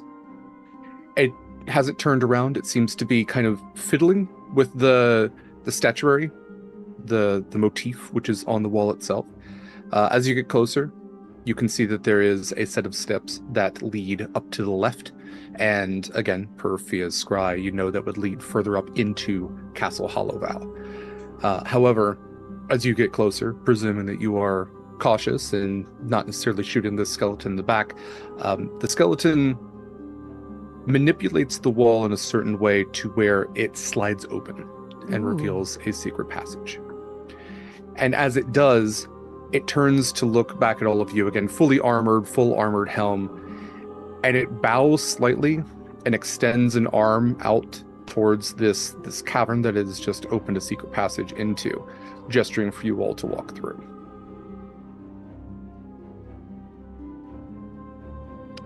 I'm only slightly concerned. That's odd. Right? That's odd. That's very strange. Yeah. I mean, Can I word of radiance him? If you want to. I would question him more if he weren't on a bit of a clock. He needs to make a DC 17 con save. Yep. Let's see. Oh, that's right. I dropped my D20. I didn't pick it up. I think while they're doing that, I'd like to sift through the ash pile that used to be Lady Spice if I can find anything useful. Yeah, Croak is. You'd be able to find some jewelry. She didn't really have any weaponry or even magical items. Even her armor was mage armor. So she had, we can say there's a little bit of jewelry that you could find. Okay. Let's see. For the skeleton, you said it was a con save. It got a 17. 17. Okay. Nothing happens. Okay. Because it's only a cantrip. That's fair. I think I'm going to... We haven't found Mara yet in all of this, and if I were hiding somebody that I wanted kept secret door certainly would be how I would do it. So, and we know where this one goes, but I'm curious as to... I'm personally curious, so I'm gonna go into the door that the skeleton is gesturing to. But as I Okay. do so, I am going to throw some Eldritch Blasts at it for funsies. Yeah, you absolutely may if you would like to roll those Just- that damage. Just in case. I don't trust it. I mean, this is very kind of it, but it's still a skeleton and just on principle. Okay, well, one of those is only a 12, but then I have a nat 20 and a 19. Okay. Yeah, if you want to roll damage for that. Great. I'm not... Oh, golly, gee willikers. I haven't officially said that I've taken down my form of dread yet, so... It's true. I am going to still do this at necrotic damage and throw another d6 on one of those. So for the 19, that's going to be 6 points of damage, of necrotic damage. And then for the nat 20, yeah, that's better. That's going to be a... And I'm going to do the necrotic on that, the extra necrotic, because it's dice rolls. 4 plus 14, that's 18 plus 5 for 23, right? Yes, 23 points of necrotic damage. All halved, of course. Yes. Okay. So it's about 11. Okay. It, oddly enough, does not appear aggressive. It takes the damage. It's still standing. The armor is kind of, dented in several places, but it stays bowed and gesturing for you all to walk through. Tough bastard. All right. Okay. And I will go through the door. Maybe. I feel like we've proven our point here. Probably. Maybe at this point, ask for what we need and get out. Yeah. Mm. It is a rough-hewn tunnel that exists on the other side of this secret passage. It's damp in here. You can hear water dripping. It's cold, and also just all of your breath in this tight space also makes it weirdly humid. It's that clammy feeling as you all pass through, and it is dark in here. There are no lanterns. There's no natural light. You can feel things brushing up against you. Those of you with dark vision in the dim light that you would be able to somewhat perceive might reason that some of the things brushing up against you are vines, roots. I have devil's sight. Then you would see that in addition to the roots are also bones extending out of the dirt. It's maybe about 100, 150 feet of this tunnel. And at the far end, you can see green light being cast on the other side. And as you pass through this opening, the Skeletal Knight also following whoever is last in the order, but just clanking slightly behind all of you, not drawing its weapon, just standing with its shield on its arm. You will pass to the opposite end to find yourselves, let me actually move the map over here. Walking out of what would be the other end of a secret passage and looking at a dungeon. A legitimate, under a castle dungeon. So we're going to be at the very south entrance here. And you can see that sitting at a desk is a skeletal knight. And behind it is a set of open doors which lead past a causeway towards another set of open doors that lead down a hallway. And further down, you can see the very distant image of a man that you have recognized somewhat before as Cadigan. His arms behind his back. He seems to be looking away from you all and looking up and away at something. What would you like to do?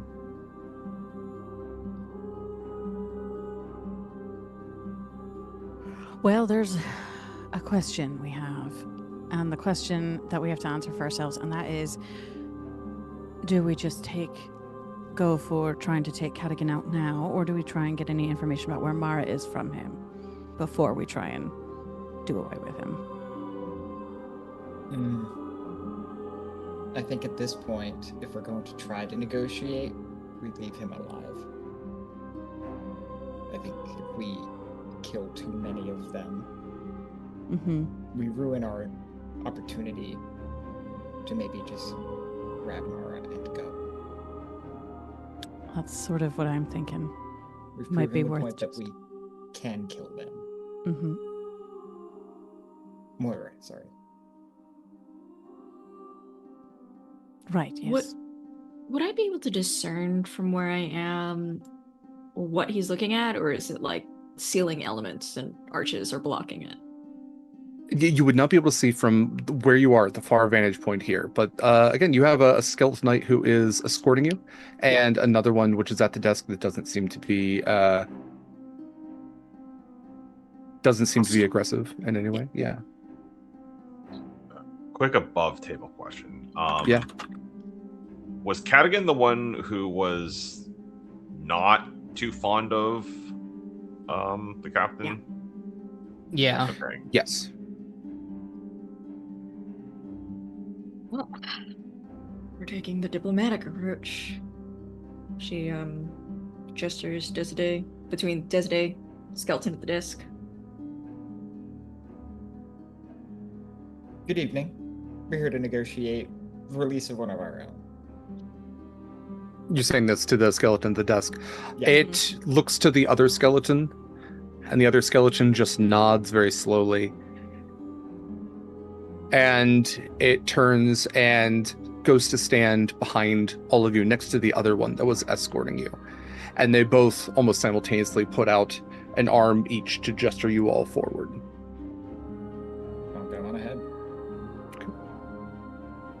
Walking ahead, again, it is damp and dark, and it feels very compressed in here. It's a very oppressive sort of environment, a prison. But it also feels weirdly empty at the same time. You don't hear the sounds of people moving about. You hear the sounds of prisoners. It doesn't have the stench that a place that holds people has. It has the stench of death and age and mildew, but not of activity, that smell of sweat and fear even that can permeate a place like this. It's like all of that has faded into the background. It's as if this place has not been used in a legitimate way for quite some time. And as you walk forward, you pass by crumbling statues and worn stonework. You might see that there are weapon racks that are bereft of any weapons. You might see that there are barrels which seem to stink of rotten foods. You don't pass by any cells that have anybody in them. And as you continue to walk forwards, you can see that there is a more open area, the center area of this prison. And across a drawbridge, you can see that there are two ghouls which are chewing idly on bones, and just ahead of them is Cadigan. And as you get closer, you can see that he is standing again, arms tucked behind his back, and he is looking up at a massive metal cage that is held aloft by chains.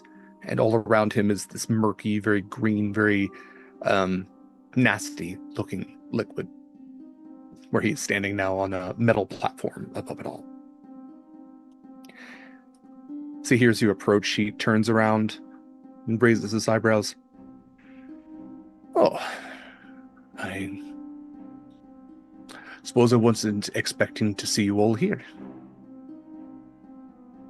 Are you who we have to thank for our escort? They are following orders that come from above me, but I am not going to order them to harm you, if that's what you're asking.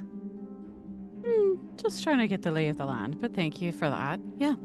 I appreciate that things have been somewhat obscured. Intentionally so. Well, can't say I blame you. It's not like we've been entirely on the up and up ourselves. No, you've not. We've gotten a bit of information here or there.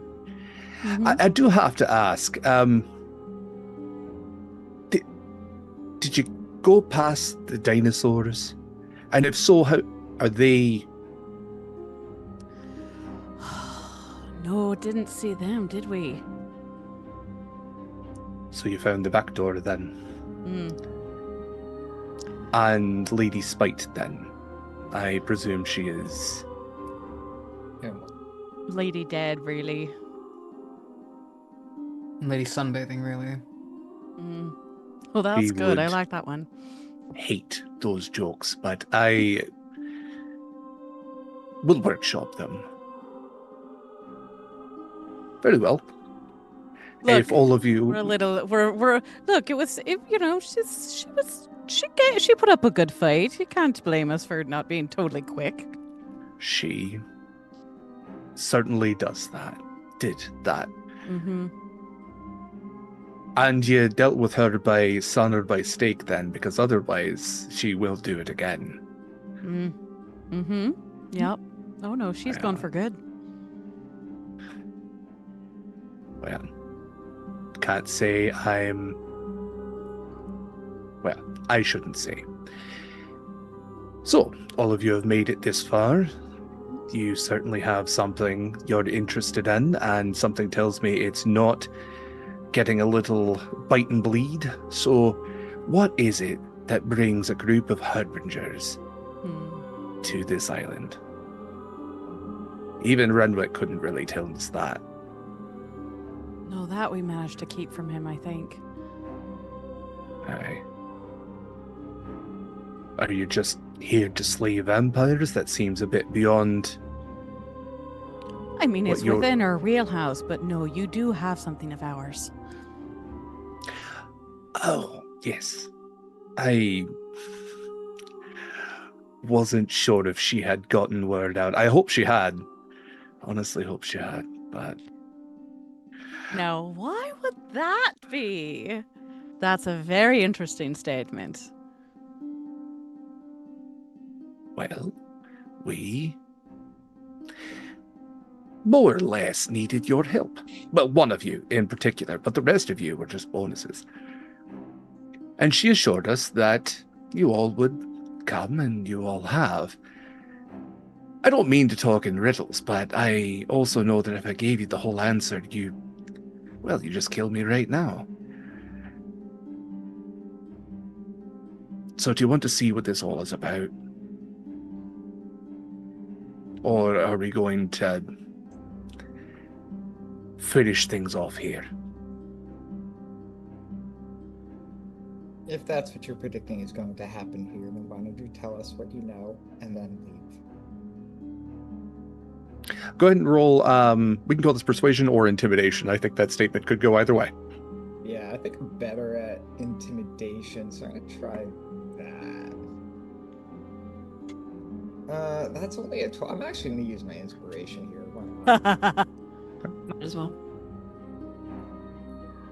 That's better. That's a dirty 20. Nice. Okay. Nice. He got a 23 Oh. for his save. So, actually, I'm sorry, it's charisma. That would be a 25. Yeah. So he just smiles with these elongated fangs. He goes, that is not a way to get a story out of someone. Or if it is, it's going to be the wrong story. I'm going to send you all to your doom. And that's not my goal. We just have... We have a problem with a door. And I've heard from Moira that you all have come across some tricky doors before. Sure. Besides, if you were going to get the whole story, then it wouldn't even be from me. And he looks up past his shoulder towards the cage. What it, Captain? And you look up towards the cage and you can see this very, very emaciated, super elongated, clawed fingers reaching out, and this, like, just almost skin and bone, emaciated vampiric face with this very haggard, stringy, yet still red beard as it's trying to press its way through the bars of this cage. Oh, Captain, you sure have put yourself in a pickle, haven't you? That's what happens when you sit on an answer for too long, but Well, if you all are that curious, then I'd appreciate not finding the end that Lady Spite did. We're going to bring the captain and all of you. Well, we're going to go down a little bit. And whatever happens next, I guarantee that you will see something that no other living person has ever seen. What do you say? The only question I have, is Moira still alive? Aye, of course. Okay. She's as necessary as, well, she is, and he points to Desiree. The rest of you are a little more expendable, but again, happy to have you here all the same.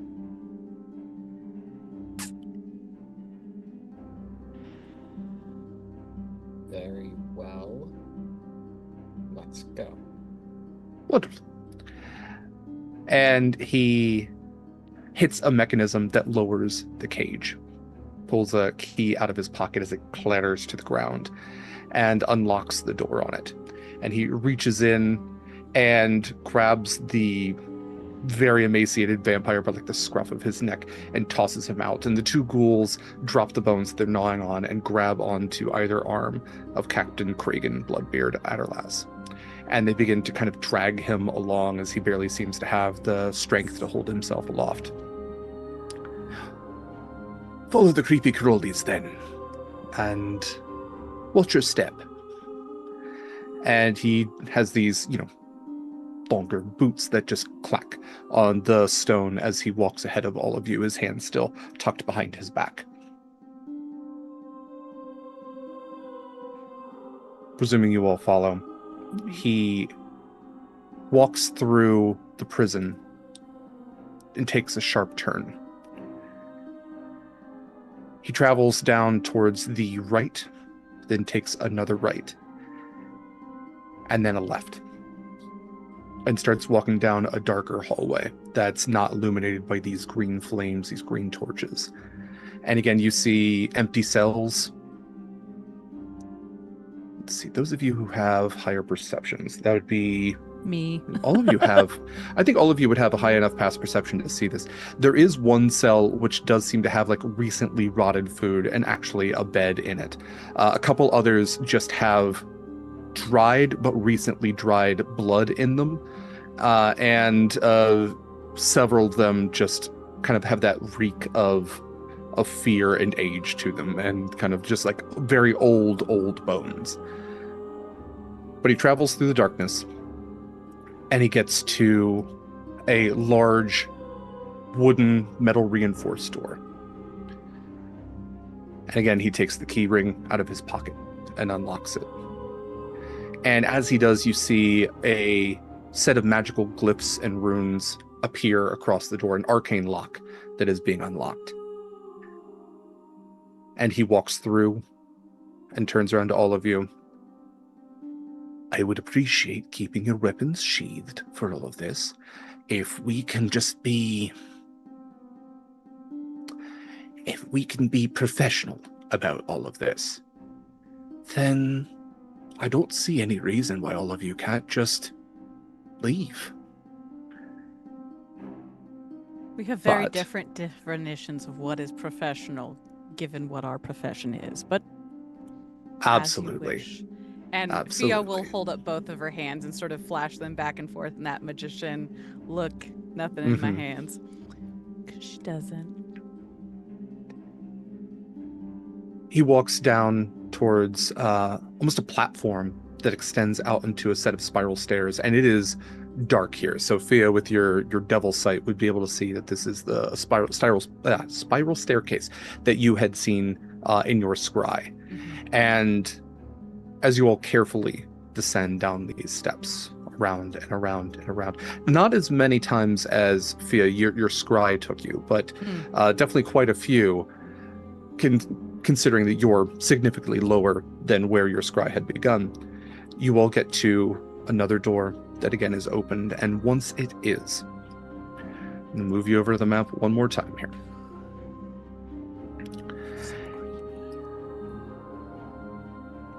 you open onto a, again, carved through rock sort of tunnel, and it is rough hewn and it is extensive. It's almost like a cavern that has been opened up, and it opens out onto this white stone. So this very rough hewn sort of almost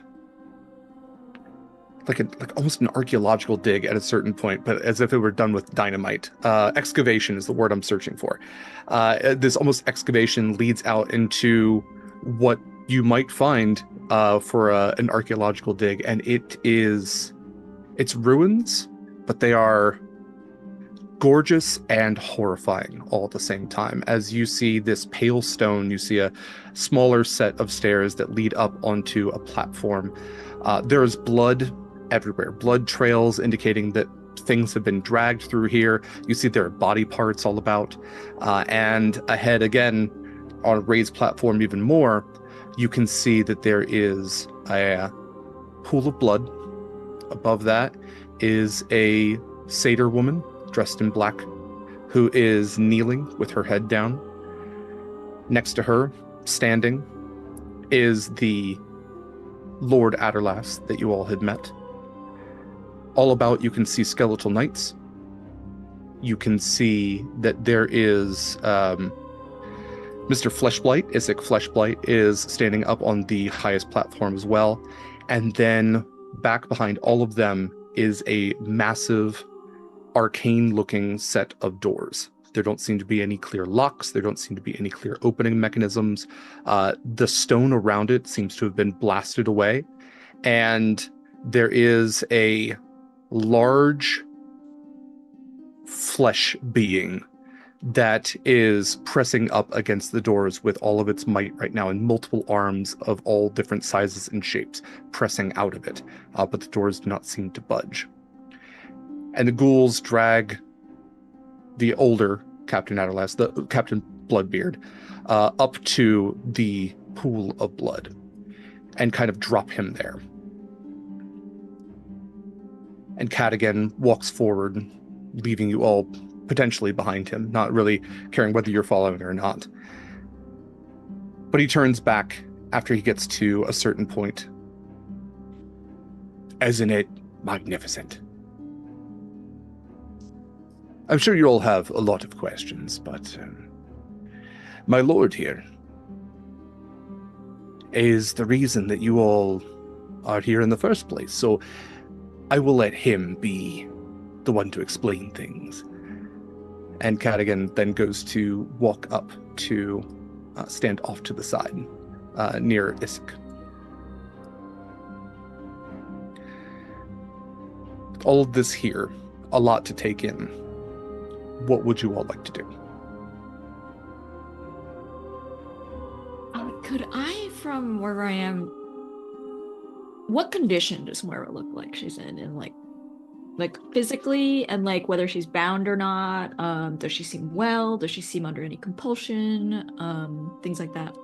Yeah. You can do Arcana or Medicine. Medicine is probably what you are leaning towards a little bit more, but yes. Yeah. I'll do a medicine check. Okay, that is a 16 plus 7 for, what is that, 23? Yeah. Okay, from your vantage point, it looks like she is a little haggard. She looks tired. She looks like she has not eaten that well. She looks worn thin. There's no clear indicators of any like physical harm that's been done to her.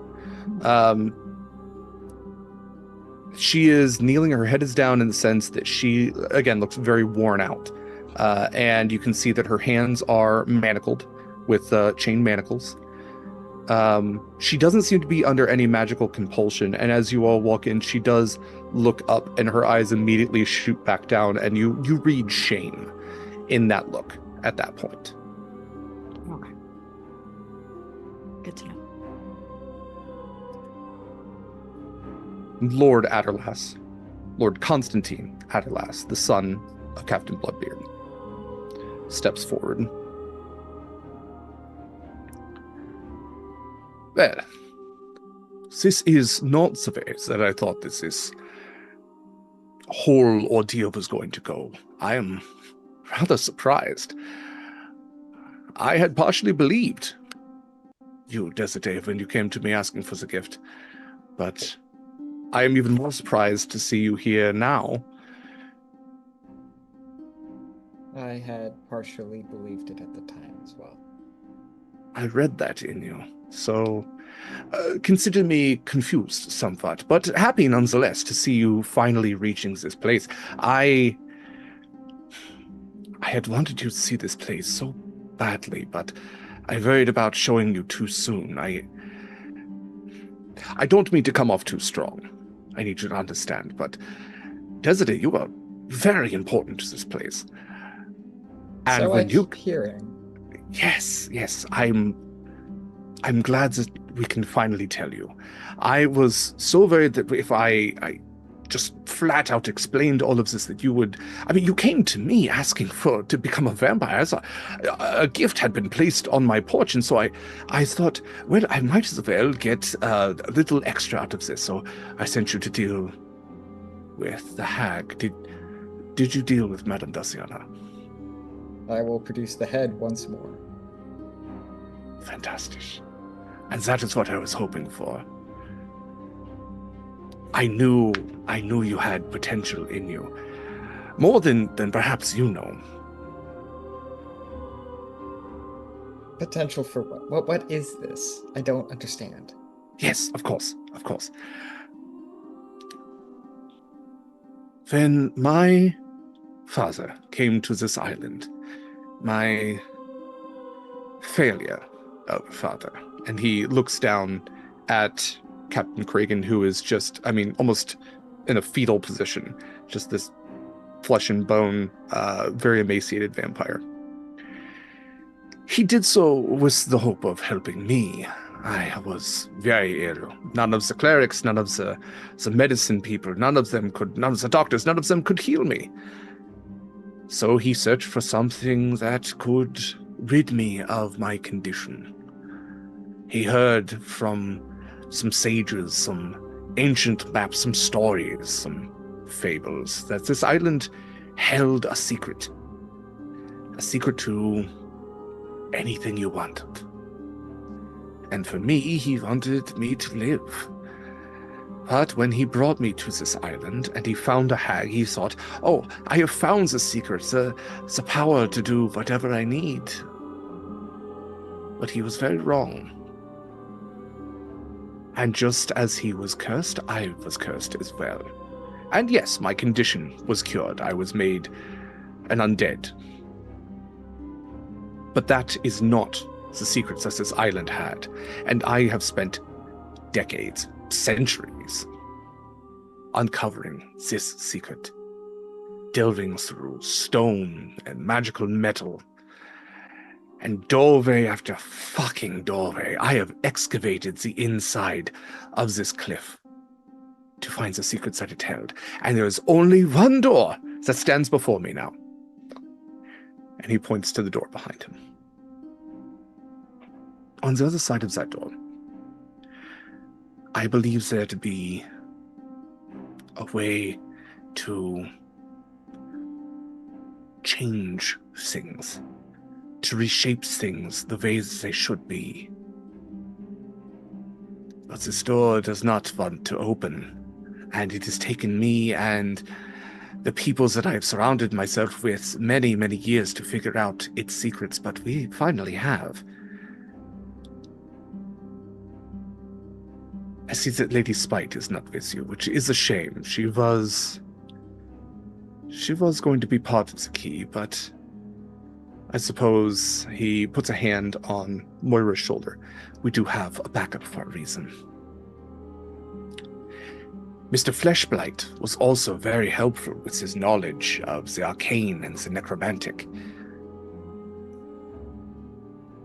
Through scholars and sages, we figured out that the way to open this door was with vitality, life force, that the beings that created this door were able to channel life force into the things that they made. We are strange, us mortals. even more us immortals. And the blood of mortals seems to carry more weight than the undead. Otherwise, I would have changed everyone into vampires long ago, or it would have rid the jungle of the feral ones and bled them all dry, but I did find a bit of a shortcut. A type of undead. Those who have been brought back contain within them some sort of significant additional life force. Those who have been revivified, reincarnated. But then I heard about someone who had bypassed all of those methods. No spellcraft has brought you back, Desiree. You were brought back by fate. And so forgive me for getting long as a tooth. Vampire pun. But your blood, Desiree, will open this door. Your blood accumulated with the metric tons of bloods that I have sourced from the populace here, from ships we have taken, from beasts, from creatures, all of the life force, and yet a few drops from you is all that more that it will take to open this door, and on the other side, anything we want. So I ask you, Desiree, will you help me open this door? Will you help me remake things the way that they should be?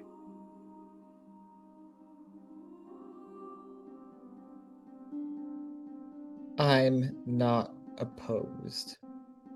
Tell me exactly what is on the other side of this door, and exactly what remaking things means. To your first question, I don't know. I know that this door, this place, was built by beings who predate the gods. I believe the scholars that I have spoken to have called them elders. I don't speak their language and I don't know their people, but they have made many things that have been discovered. Many beings of, there being beings of power, they're items, great items of power, but this place was a temple, perhaps? I am not sure. I have had to carve away much of what once was to get to what we have here. What reshaping the world looks like is remaking it for people like you and me. I don't wish to undo my vampirism. Much as you sought this gift, I also have come to love what I am. But this world is not made for me. I am a cursed creature within it, but it must not be that way. I believe on the other side is a wish, a way of remaking the world to be more hospitable to my kind. And once it is, I may spread the gift to all, so that they may also enjoy the wonders that it is.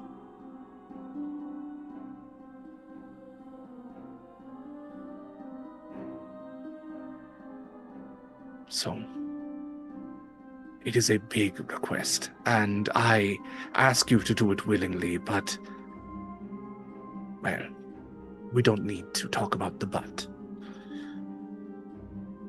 I will look directly up above me. Are you going to stop me?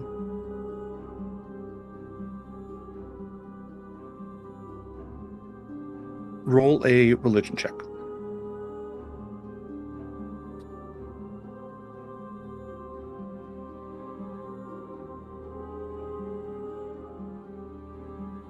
Uh, 14.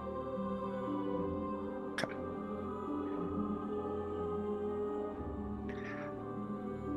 Out of the corner of your eye, around, like almost in your peripheral, around these pillars, almost around things that they shouldn't be able to peek around, like around the skeletal knights themselves, you see 3 shadowy figures kind of pop out at different intervals. You see the very aged woman's face. You see a woman who is in the prime of her adult life, and then you see a young child, all of them dressed almost identically in black, these black feathers kind of streaming down from them, bones hanging from bits of them, their hair and as necklaces and jewelry. And they all peek out, and these piercing eyes all look at you for just a moment, and then they all duck back around, almost like hide behinds.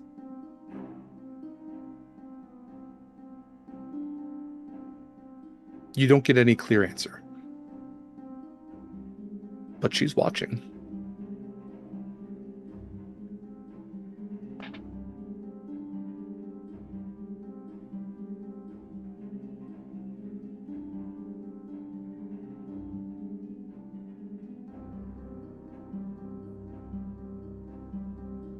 I hate to say it. It's not enough. I walk my way up to the platform. I cast Banishment on Desiree. That's so real. Yeah, that's so real. That's charisma save? That is a charisma saving throw against the DC 17. Well, that's a flat 14, so I am out. Sorry. No, that's so good. Okay, I want to see if I had anything to negate that. Let's see here. The second Saskia sees that Desiree looks like she's gonna go for it, she casts for it. Oh, so she was faster than Anubia, because Anubia would have like gone up and like actually like tried to physically stop her. I think Fiach's frozen in this moment through all of this. Okay. We have 1 minute of Desiree being gone. Yes. In that moment, Lord Adderlass just looks a little stunned and then perturbed. Very well. I didn't need any of you all anyway, so 1 minute. He snaps his fingers, kills him. Desiree, when we come back next time, we are going to do turn order. You are going to be part of the turn order. As you appear in this extra dimensional space, what does this space look like? I'm looking for something that is a set, like no open fields or anything like that, but a set enclosed space. What would this look like for Desiree?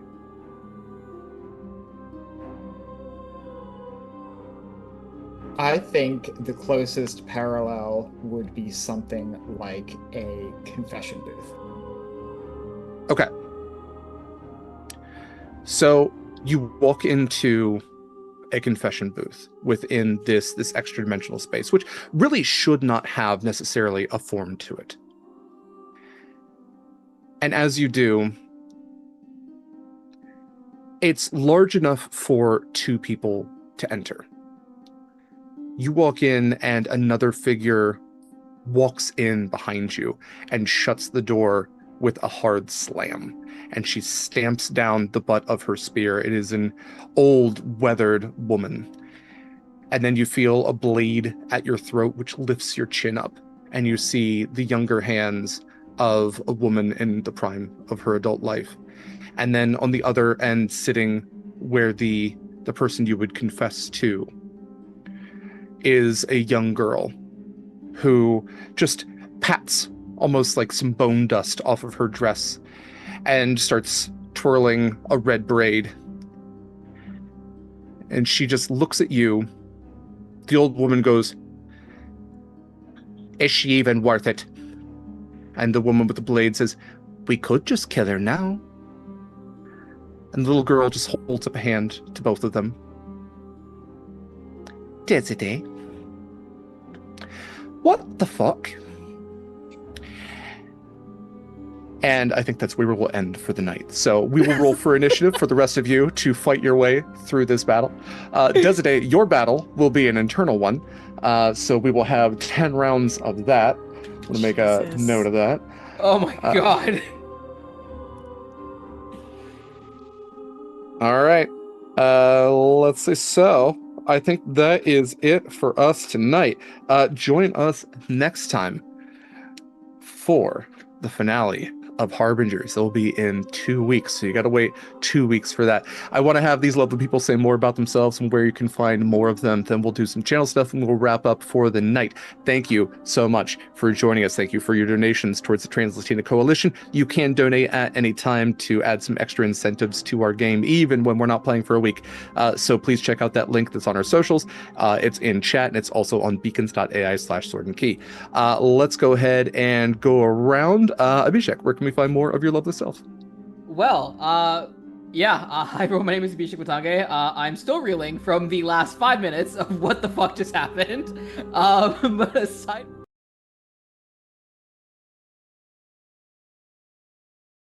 Sky at Neon Raiden. You can also find me on Instagram at Abhishek Mutange VO. Yeah, I think that's what it is. Something like that. I'm a voice actor, TTRPG AP performer, and lover of all things tokusatsu. So, Kamen Rider, Super Sentai Project Red, Ultraman. Yeah, I love all of it. I love talking about it. I love watching it. So, yeah. Aside from this, I'm currently not in any other projects. Well, actually, no, that's a lie. I am in one other project that will be releasing closer to Halloween time, so I will have more details when it gets a little bit closer to that for that. So stay tuned to my socials for that. But other than that, you can find me here playing Anubia for the last time whenever we do for our next episode and final episode. Yeah. Probably never going to be like the last time, just because I love the makeup that Abhishek does, and I'm going to find any excuse for that to come back. Thank you so much, Abhishek. Next up is Alex. Hello, everyone. Good evening. My name is Alex. I apologize for taking us off the rails, but I smelled the drama juice and I followed. Anyway, you can't really find me on the internet. I am chronically offline, but I do appear here to play games, to run games, etc., etc., etc. I'm thrilled to be here and catch y'all in 2 weeks. Yeah, joke's on you. I had this plan the whole time, if you couldn't tell. Thank you so much, Alex. Next up is LD. Fine. Everything's fine. Hi, everybody. I'm Lady Dame, or LD. It's been such a joy to play Fiach, who is so dumbstruck right now, I feel, because I have jack all to do at the moment. Just great after everything. I am sorry, still reeling. I am here obviously on Fridays for one more session with the Harbingers, at least for now. I am also will be back here next Tuesday at 7 p.m. Pacific is what time that game plays for what is probably the last session of Gate Night. I have to think it might be, because we're really we're at the very last battle. We got like a teeny tiny battle, the epilogue, and then the party, and that's kind of it. Yeah. So that's next Tuesday, which is weird to have a couple things winding down at the same time. I am also the co-host of the podcast Monster Crush, which I also get to do with Derek, and that comes out bi-weekly on Sundays ish. And sorry, oh my god. If you like to talk about smooching cryptids and shit, that's what we do on that podcast. I know we have an episode that we're recording to be coming out this weekend. We haven't done it yet because we've been busy, but hopefully that'll be tomorrow. It'll be soon. And then, I do have one thing that I am doing that is not part of this channel. Act 2 of Much Ado About Dragons, a podcast that I do with a couple of my theater friends, is going to be coming back August 1st. We officially have a date for that. And I'm very excited about this season because while we won't see them for a few episodes, we are finally getting another player, some of whom some of you may be quite familiar with here on the Sword and Key channel. which I'm very excited about. So if you like cozy Shakespeare D&D, go ahead and check that out. Act 1 is out on wherever you can find podcasts. It's very cute. And also, I am the affiliate for Friday Afternoon Tea. You can get 10% off any tea order from Friday Afternoon Tea using code TheLadyDame. And I want to give a shout out because we are coming very close to the end of pre-orders. If you are interested in the advent calendar that she does every year, there's like only a couple weeks left, so you want to get that pre-order in. And yes, my coupon does apply to that. There are 4 different options. There's the loose leaf option for both caffeinated and decaf tea, and then the tea bag option for both caffeinated and decaf tea. And the tea bag option is a little cheaper because you get less tea, but it's so convenient. I highly recommend it. It's a great time. I love the advent calendar, so you should go ahead and check that out. Okay, that's fantastic. Everything. Water, thank you so much. Next up is Rak. Ladies and gentlemen, viewers of all pronouns, I am Rakolai, or Rakolai, no preference on how you pronounce it. I'm just glad you are here. Thank you so much for tuning in tonight. If I had a nickel for every time the Harbingers went into their season finale with the teammate shunted off to an extra-dimensional plane, I'd have 2 nickels, which isn't a lot, but it's kind of weird that it's happened twice in both of our seasons. You can find me here on Twitch most weekends, twitch.tv/Rakolai. I build model kits, so if you want a chill place to hang out, you can tune in. I am also a player in a charity game, raising money for the Best Friends Animal Society over on Thorny Dryad. We have our second game next Thursday at 8 p.m. Eastern. So if you'd like to come by, watch some Fantasy Flight Gaming in Mass Effect, and help us raise money for a good cause, you can find us there.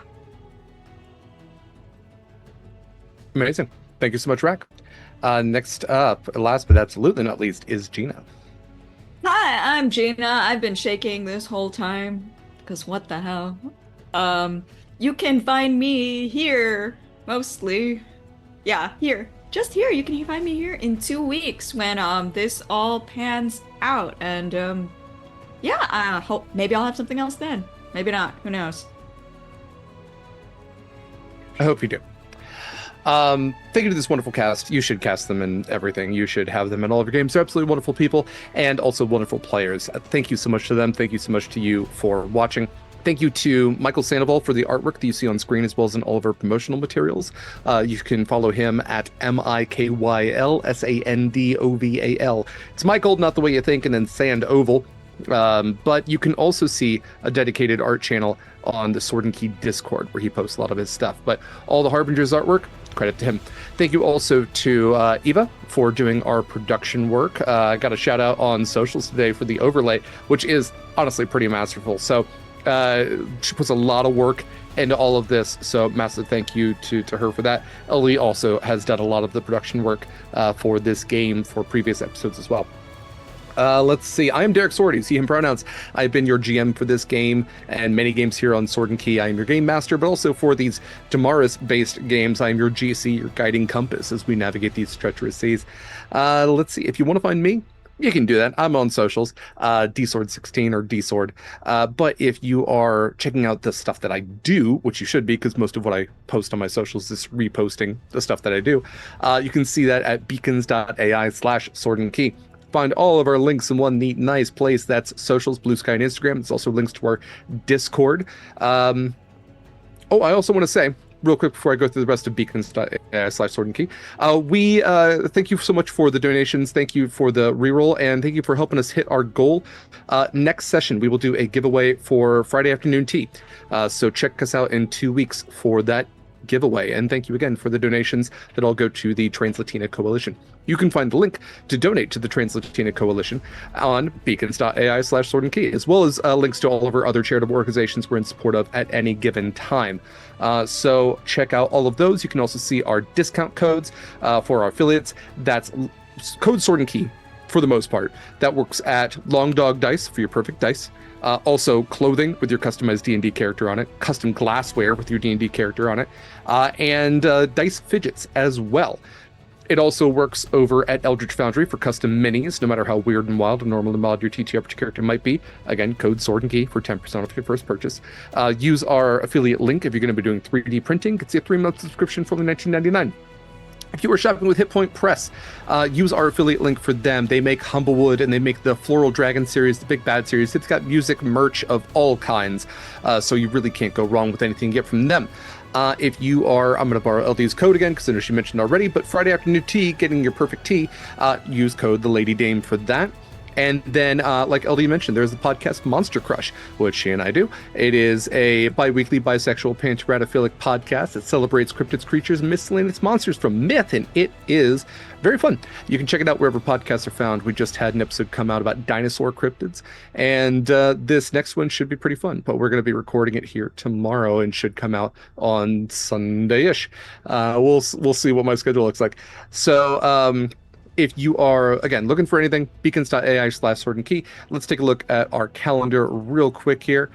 So today is the 31st. So Tuesday, like LD mentioned, at 7 p.m. Pacific time, that's Tuesday the 4th, is the next episode and potentially last episode of Gate Night, where Shadow LD and I play Baldur's Gate 3.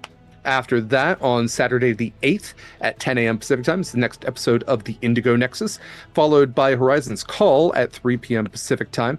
Let's see, Gate Night and Indigo Nexus both have pallies to tip their cast and crew. Horizon's Call plays in support of Feeding America. Horizon's Call will also have a special guest that episode with Liz, who is one of the Sword and Key mods, who will be joining us with a character that we haven't seen since a prequel episode. So I'm very excited to see what Demira has been up to all this time. On the 9th, that is Sunday at 6 p.m. Pacific time, is our next Sword and Key movie night. They're free. They're on our Discord. All you gotta do is be a part of the Discord and be around. We're watching Reefer Madness, the movie musical from 2005. And then the finale of Harbingers will be on the 14th at 6 p.m. Pacific time. Also, fun thing to announce, Nightmares on the Frontier, the Eldritch horror cowboy game using the Blades in the Dark system run by Valdrianth, and a game I actually get to play in and not just run, will be premiering for Season 2 on the 16th. That is Sunday at 2 p.m. Pacific time, so make sure you catch that as well. All that said, thank you again so much for joining us. Thank you for hanging out. Until we see you next time, take care of yourselves, take care of others. We are going to be raiding Nerds with Dice, unless they end in just a few minutes. They're also raising money for the Trans-Latina Coalition, so if you got a couple extra bucks sitting around, want to put them towards great cause, they're doing the same thing. But again, take care of yourselves, take care of others, and remember, fair winds, following seas, big stick. Bye, everybody. See you in 2 weeks.